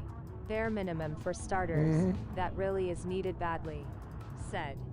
Yeah, Lantec. at 50, it wouldn't feel like these are spider webs. It would just be a bunch of stations at 50. That's all. We rushed to our area, but now we are working on building out our systems, said. Hydrodyne. Yep. Which group are you in, Hydrodyne? Is this really necessary? Who is your, whatchamacallit? Your squad.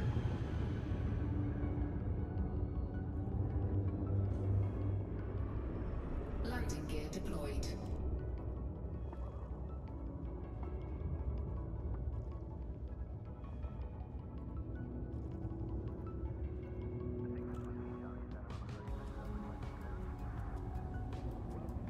Yes, I did say for a beta with such massive implications it was pretty smooth, said.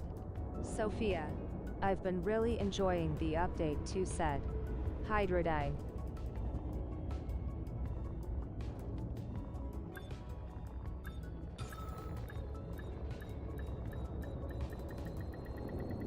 Docking successful. Engines Marauders disengaged. Vanguard, said. Hydrodyne. Marauders Vanguard. Well, you're going to enjoy the Vanguard update, I bet.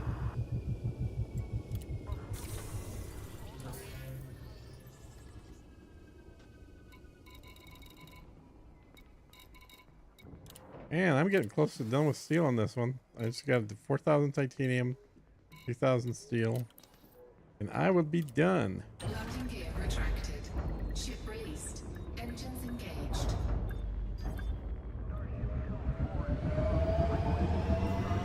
And this is the first station that I'm building with this whole single carrier method, instead of just flying a bunch of things back and forth. I specifically loaded Bang up is one our carrier. said. Hydrodyne. Bang, okay. Loaded up one carrier with all the materials that are necessary. And basically just been emptying it out. No fire zone exited. Frameshift drive charging. 4, The good thing about this system 1, engage. is I'm right next to a neutron star. So I can jump back to the bubble in one jump.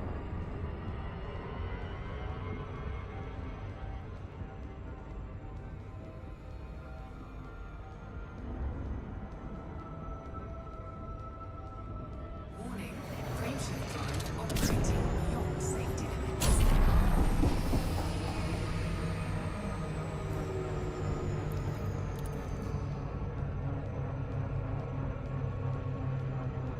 Li instead of 15 Li, that will speed up progress to where you want to go, and the need to claim one system per day at the current rate of growth wouldn't be such a grind, said. Lantec.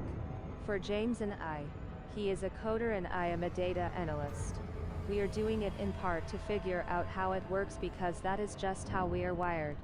We are just approaching it differently, said. Sophia.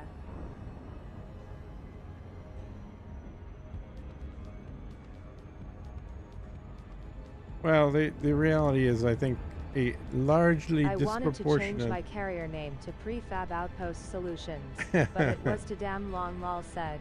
Yeah, that's kind of Hydrodyne. long.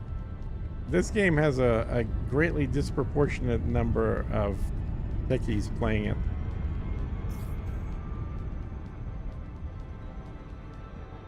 Every other person I've talked to is either a developer or an IT somehow.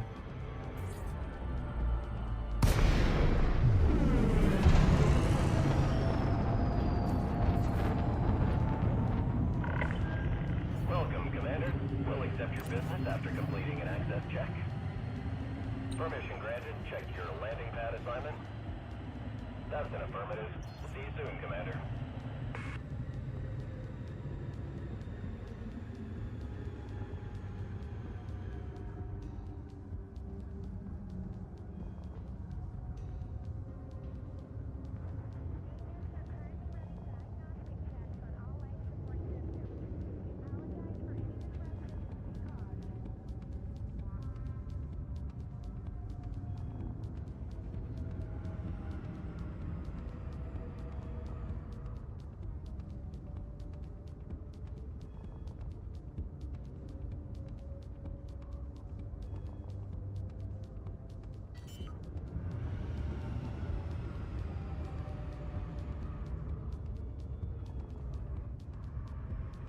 Landing gear deployed.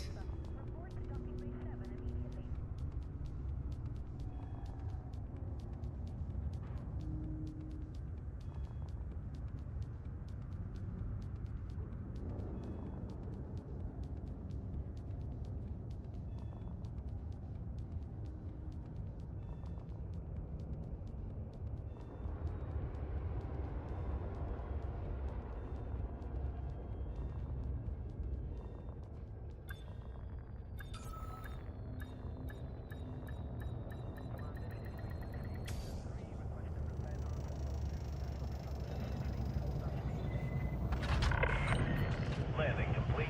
Enjoy your stay. Welcome to this carrier, Commander.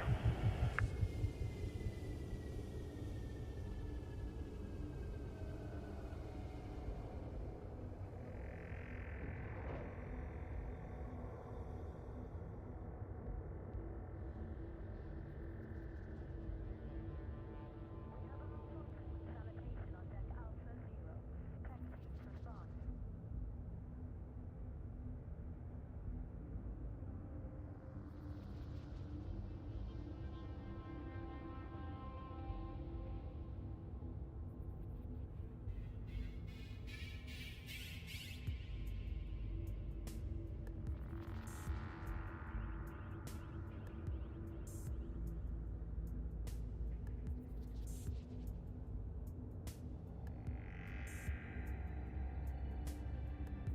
Let's see. So, Sophia, are you building out a system near Noof or not? Because I know you were hauling some stuff for him.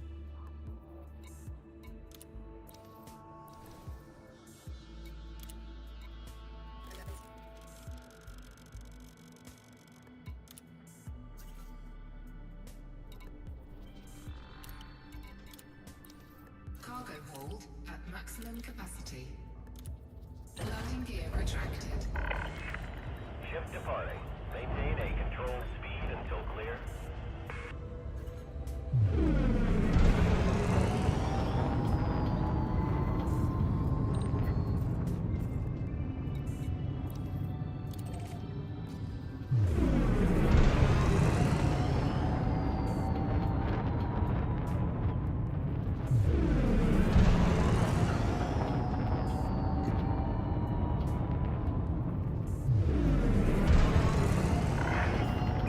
No fire zone exited. Fire zone. Good luck, Commander. Drive charging. I am but not quickly said. Sophia. So you got your first building built. Your first spaceport or whatever.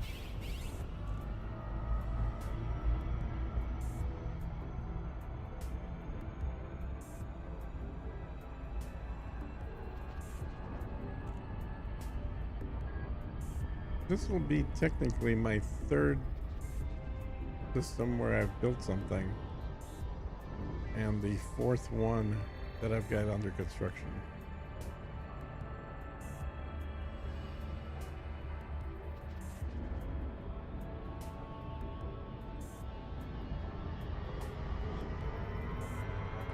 And I think, unlike James, to me, this is just one of the things that I want to do, and there will be a point where I just stop doing building and focus on other parts of the game.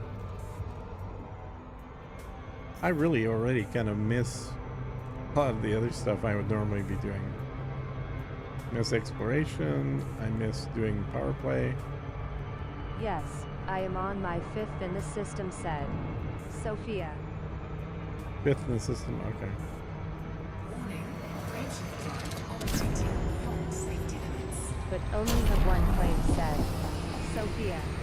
If I have one major complaint after doing all this hauling is, can we get a better / faster transfer interface when loading from the carrier to the ship, said Hydrodyne.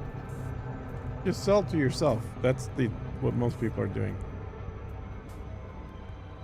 Just use buy and sell instead of doing the manual transfer through the back end.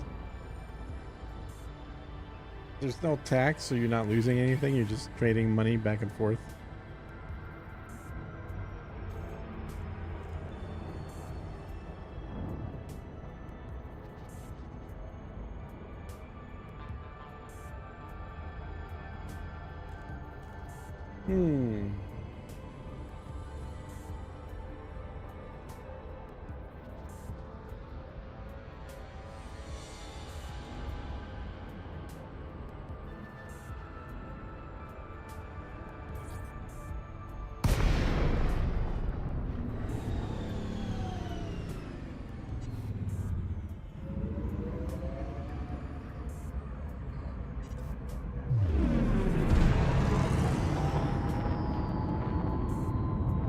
Yeah, but half the time I No forget fire to zone do entered. the back out back in bug fix, lol, said I know. Hydrodyne.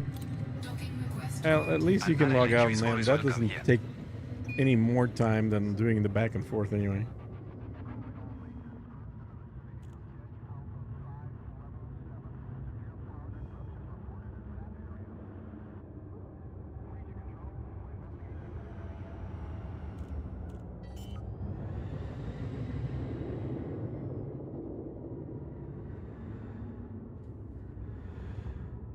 Landing gear deployed.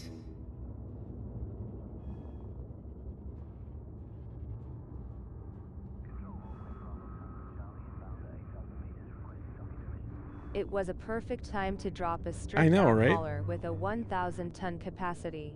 It would have made them a bunch of money with ARC, said Sophia. Yeah, that is almost word for word what I said to what's the name? God, I'm blanking out. Successful. To Ricardo the first day, because he was asking like, how do you like the? I said, well, I tell you what, they made a huge mistake in not releasing a large ship along with this, because they would have made a ton of money. Everybody would have bought one. Every single person would have just spent the money for ARCs to get the biggest hauler in the game. And I'm sure some people have been complaining how the company is just trying to squeeze money out of people. It's like, it's voluntary. Don't buy it if you don't want to.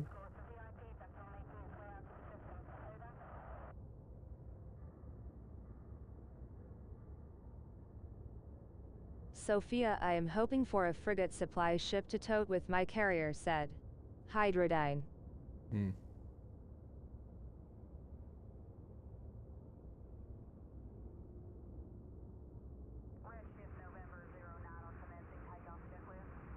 Anything would be better than 780. Like even an 1,000 capacity would be better. Although I'd love to see something that's 1,500 capacity.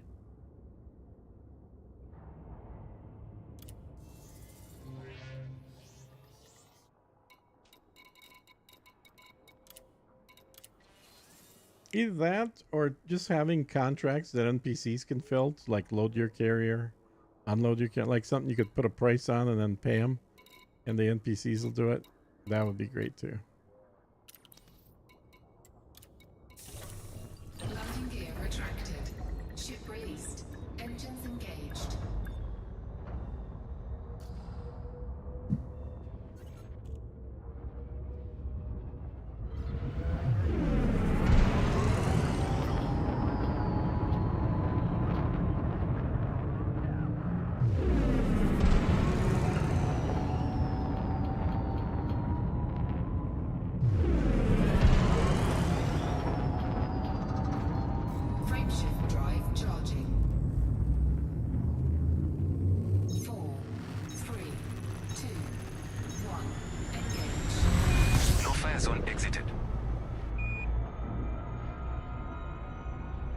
Well, the next ship that we're supposed to get, what, just next month, so pretty quick here, is going to be a Kev mid-size. Borg, thanks for following. Hey, Kev. So the next ship's going to be medium. The one after that, I hope, is going to be the large one. Where am I going? I need to go load me up. And go. Warning, Graveship Drive operating beyond safety limits.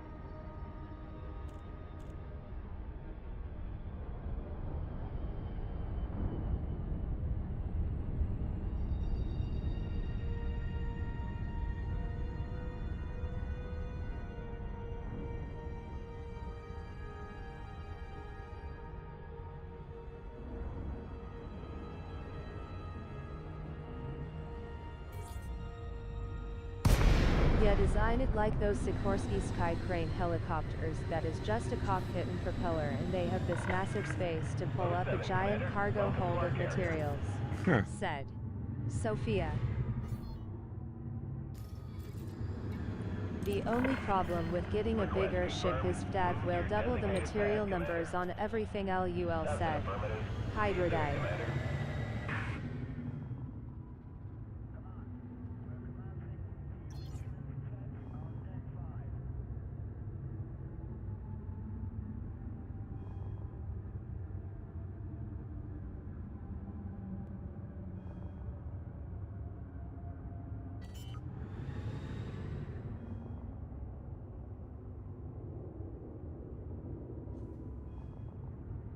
Landing gear deployed.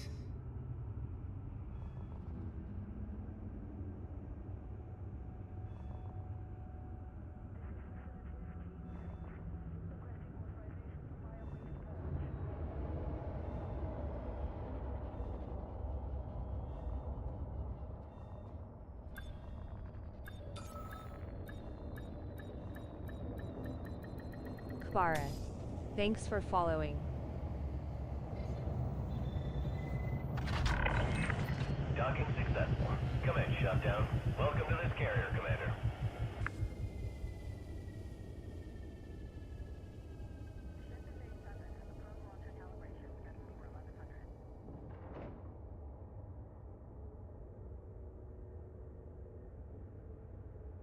Corsair would be a fast ship with the Class 7 thrusters. It's not gonna have massive medium cargo like the Type 8 with the Class 7 optional, said Lantec. So I'm actually thinking the Corsair will have a Class 7 slot, but it won't have any Class 6 slots, and it'll have maybe just a couple of Class 5 slots. But I think they're still going to stick a Class 7 in there for the multi-limpet controller. I have nothing to base that on other than just gut feel, so I could be totally wrong. But that's kind of what I'm anticipating, is the Corsair will have a Class 7. Thanks for subscribing. Kmara Hugging Face said. Stream Elements. Thanks for subscribing. Kev Borg Hugging Face said. Stream Elements.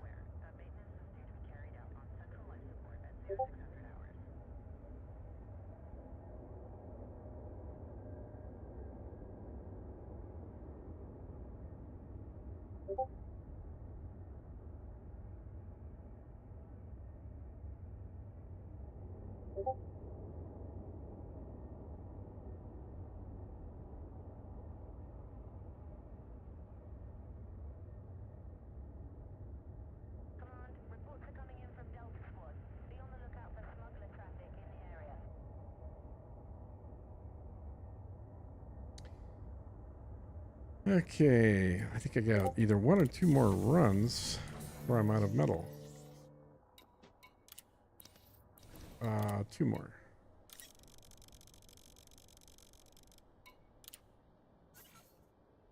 Right. Actually, let me check how much I need. Make sure I actually need all of it. I need 1,033.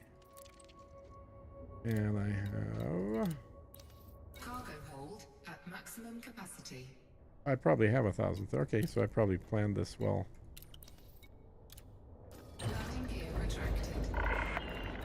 Can't remember what the hell I planned Launch here. is go.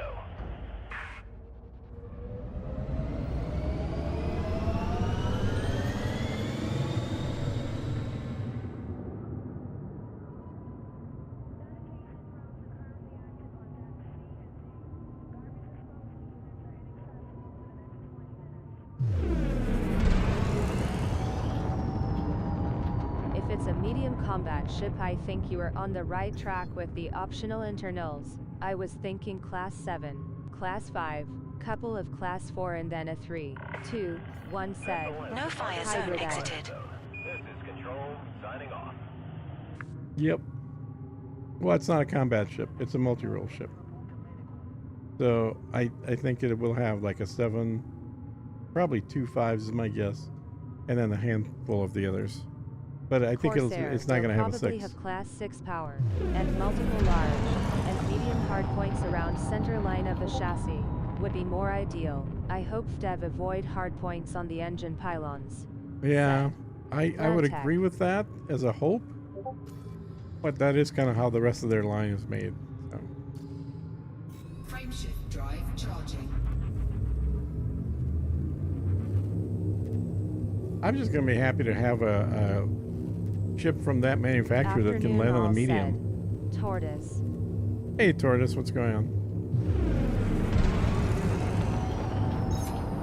3, 2, 1. Engage.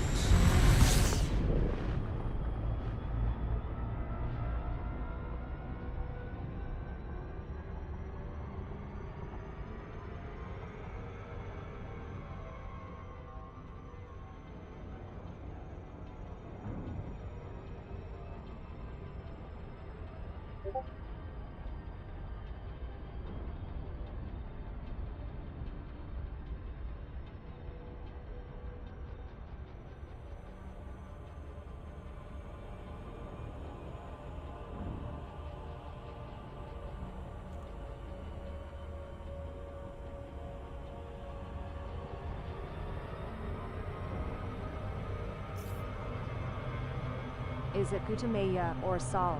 I can't remember said. Hydrodine. Good man.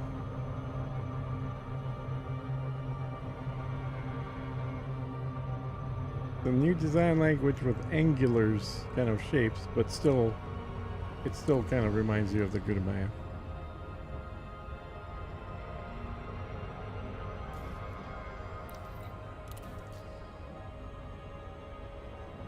Just picked the kids up from school.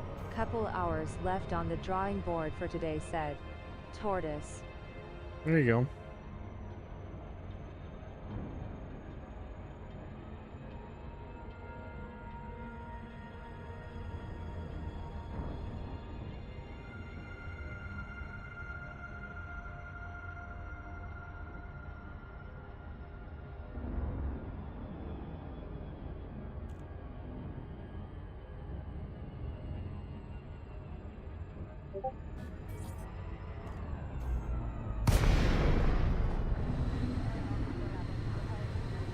Okay, well it will definitely have hard points on engine pods lol said. Hydrodine. Probably, yeah. No fire zone entered. Docking request granted. But maybe Like just you is small always ones. welcome here. So if it has like 4 mediums Hey, what's up said. or large ones. Victorious. Hey, Neve. I was just asking if you're ever going to get on.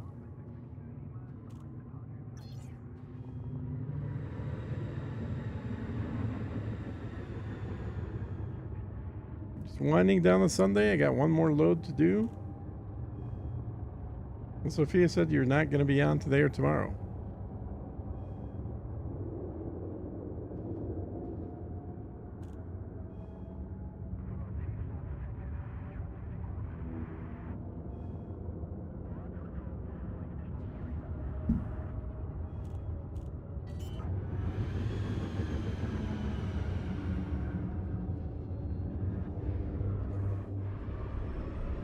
Landing gear deployed.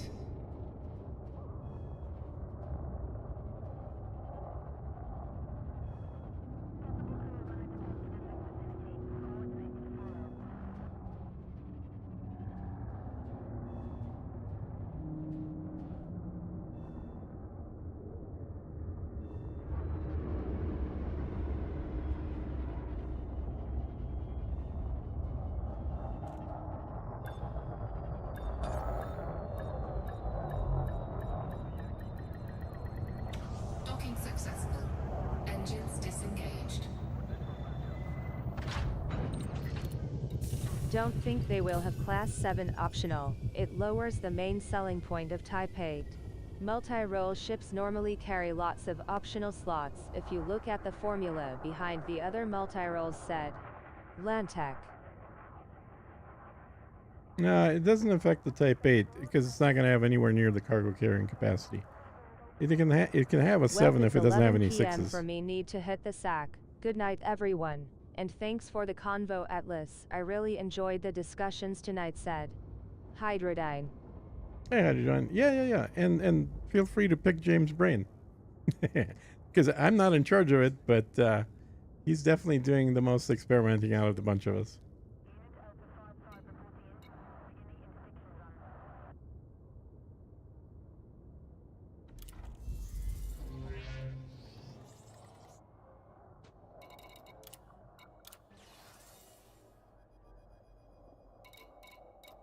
I usually take Saturday and Sunday off. I'm actually going to be changing my stream tonight to late night, early morning. Probably gonna be starting around now, said Victorious. Loitering infraction detected. A clear pad Gotcha. approach immediately to avoid lethal response.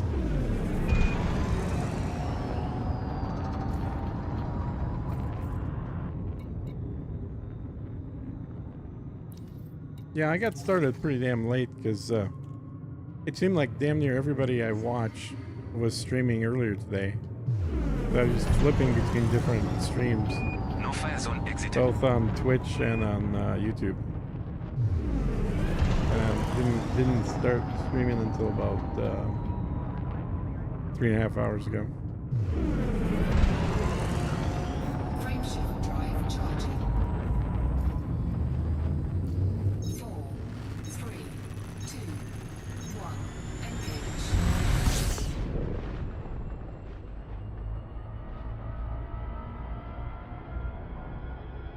I think that will be my stream time going forward, said Victorious. Yeah. Warning. Frameshift drive operating. I can't commit to a schedule. I'm too much play it by ear.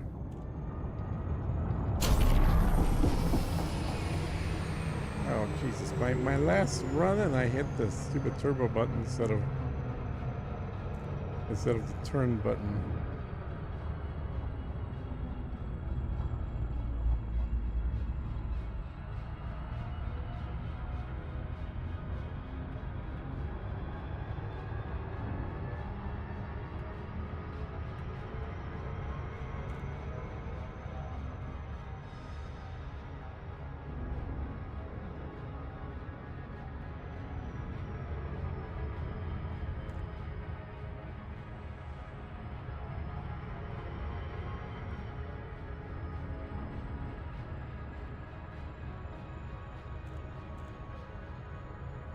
Yeah, I think James can do a cooking stream and Victorious can do a dog and cat stream.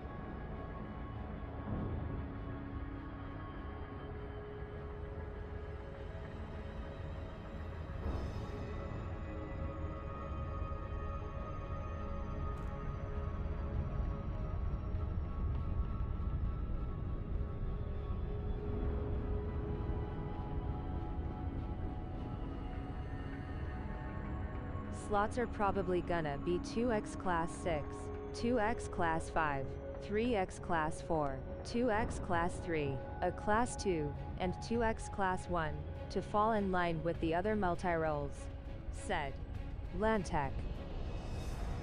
It seemed.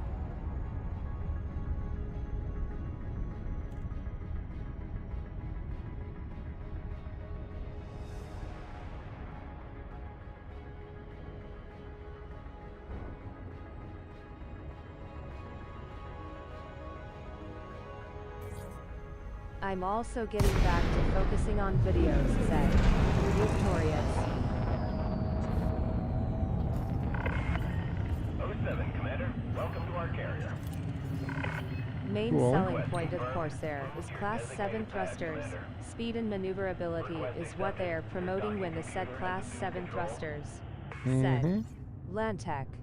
New No Man's Sky update this week, said Yeah, I Victorious. heard that, Newt. Is that confirmed that it's this week? I thought it was going to be later, like next month.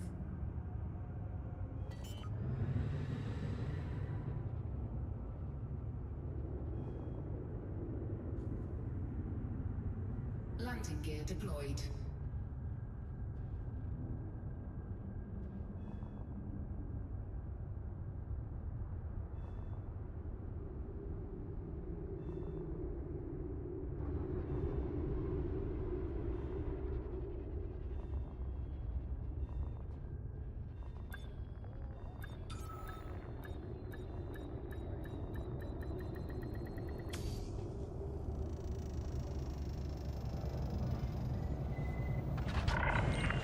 Touchdown. Ship is secure. Welcome, Commander.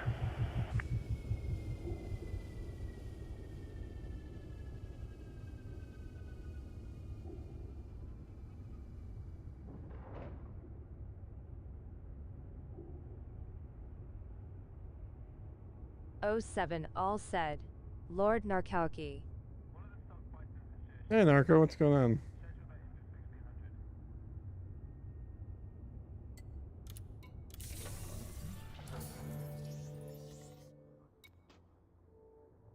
I watched a little bit of Rick today. What did he end up doing after, like toward the end of the stream?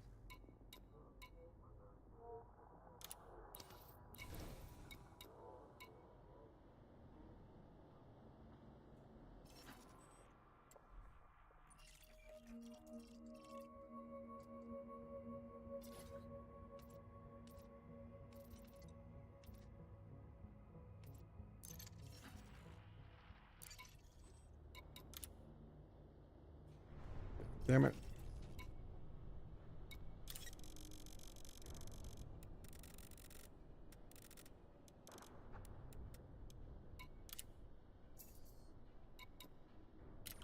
We never know exactly when, but Sean released an emote on Twitter, which means update on Wednesday, said Victorious. Okay. Interesting.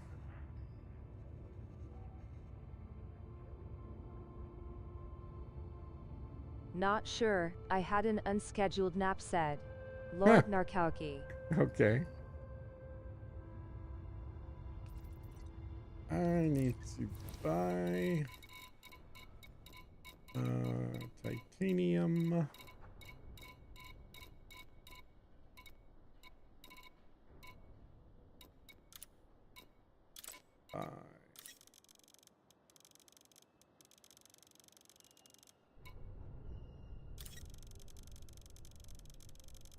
I'm not gonna lie, a Class 7 optional for multi-limpets would be amazing, but not at the cost of 0 Class 6 slots for shields and combat potential, said Lantec. Yeah, we'll see. Like I said, I am not basing that on anything I've heard. I'm basing it on what I'd like. I'd like to see a medium ship that can host a multi-limpet, a large one with a size 7 slot. Because right now we can only put those in ships that land on large.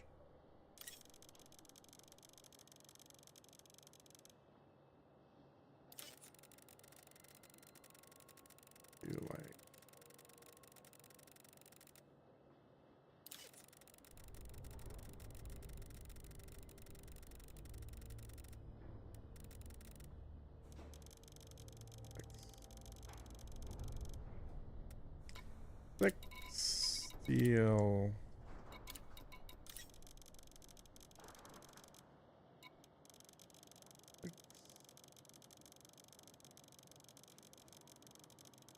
five.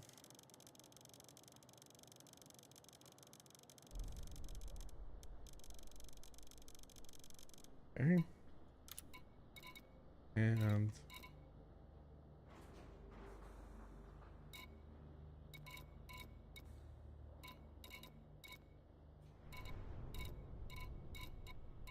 CMM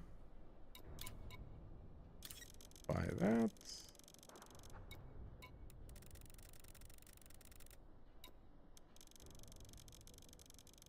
Five.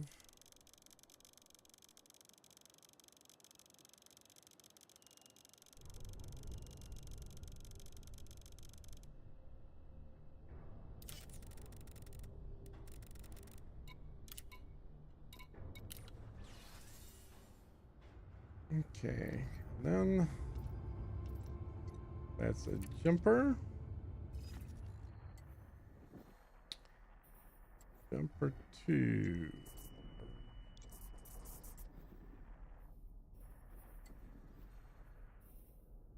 Go to hip 90578. No free slots. God damn it. Shit. Oh, that sucks. I was hoping It for would be a glass cannon. for And free none fill of up. the Empire ships fit that role. Most are all good shield tanks. If they allow a Class 7 slot along with Class 6 and multiple 5 slots, a few 4s, a 3 and 2s, 1s. Said. Lantec. More power to them. Yeah, said. that's but Lantec. Lantec, you don't need size 6 slots for shields. You just need 5. There's no size. Well, there is size 6. Never mind. You can put the actual shield tanker in there, but like the Guardian booster things, those only come in shields up to size 5. So I don't know. We'll find out. We'll find out. I know that if it has a class size a size 7 slot, I'll be happy. If it doesn't, I'll probably still like it, but not as much. All right. God damn, I can't jump there.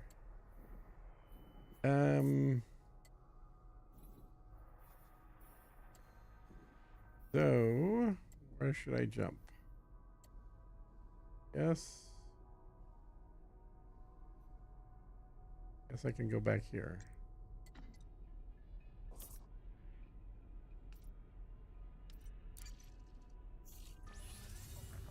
All right. If anyone's interested, 16 minutes for carrier jumps currently, which is pretty good. Let's just check our inventory. Landing gear retracted. Ship departing. You have liftoff.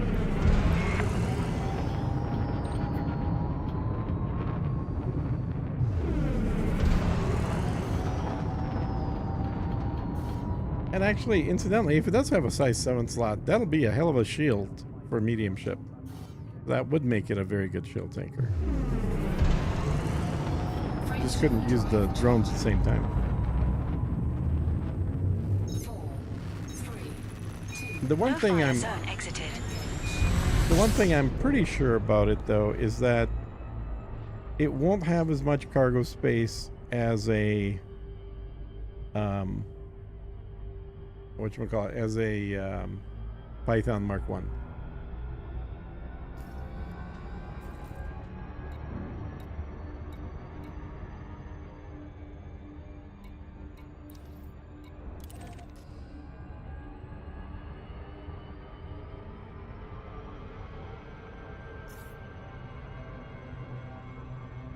Warning. Frameshift drive operating beyond safety limits.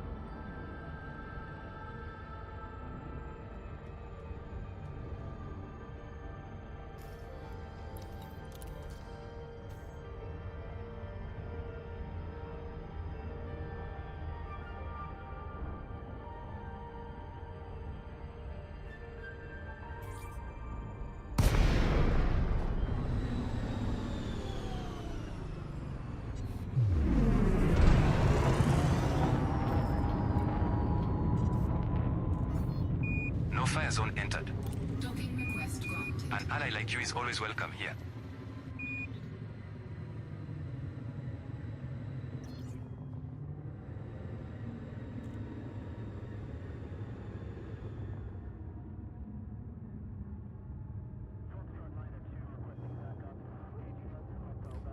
All right, guys. I'm gonna raid somebody here. Pass on the stream. Do me a favor and copy that and paste it in once you come Raid into the from raid. Atlas Rand Gaming. Said. Atlas Rand. Because remember, the point of a raid is to get the other person to raid you back at some point. So we want to represent. I will catch you all probably tomorrow. Although again, today it was about 4 hours. It's actually exactly 4 hours I've been streaming. So tomorrow may be a little bit longer, but I also have a few more other activities I need to do How tomorrow goes other it than just tonight? hauling Said. stuff. Spartan Elite.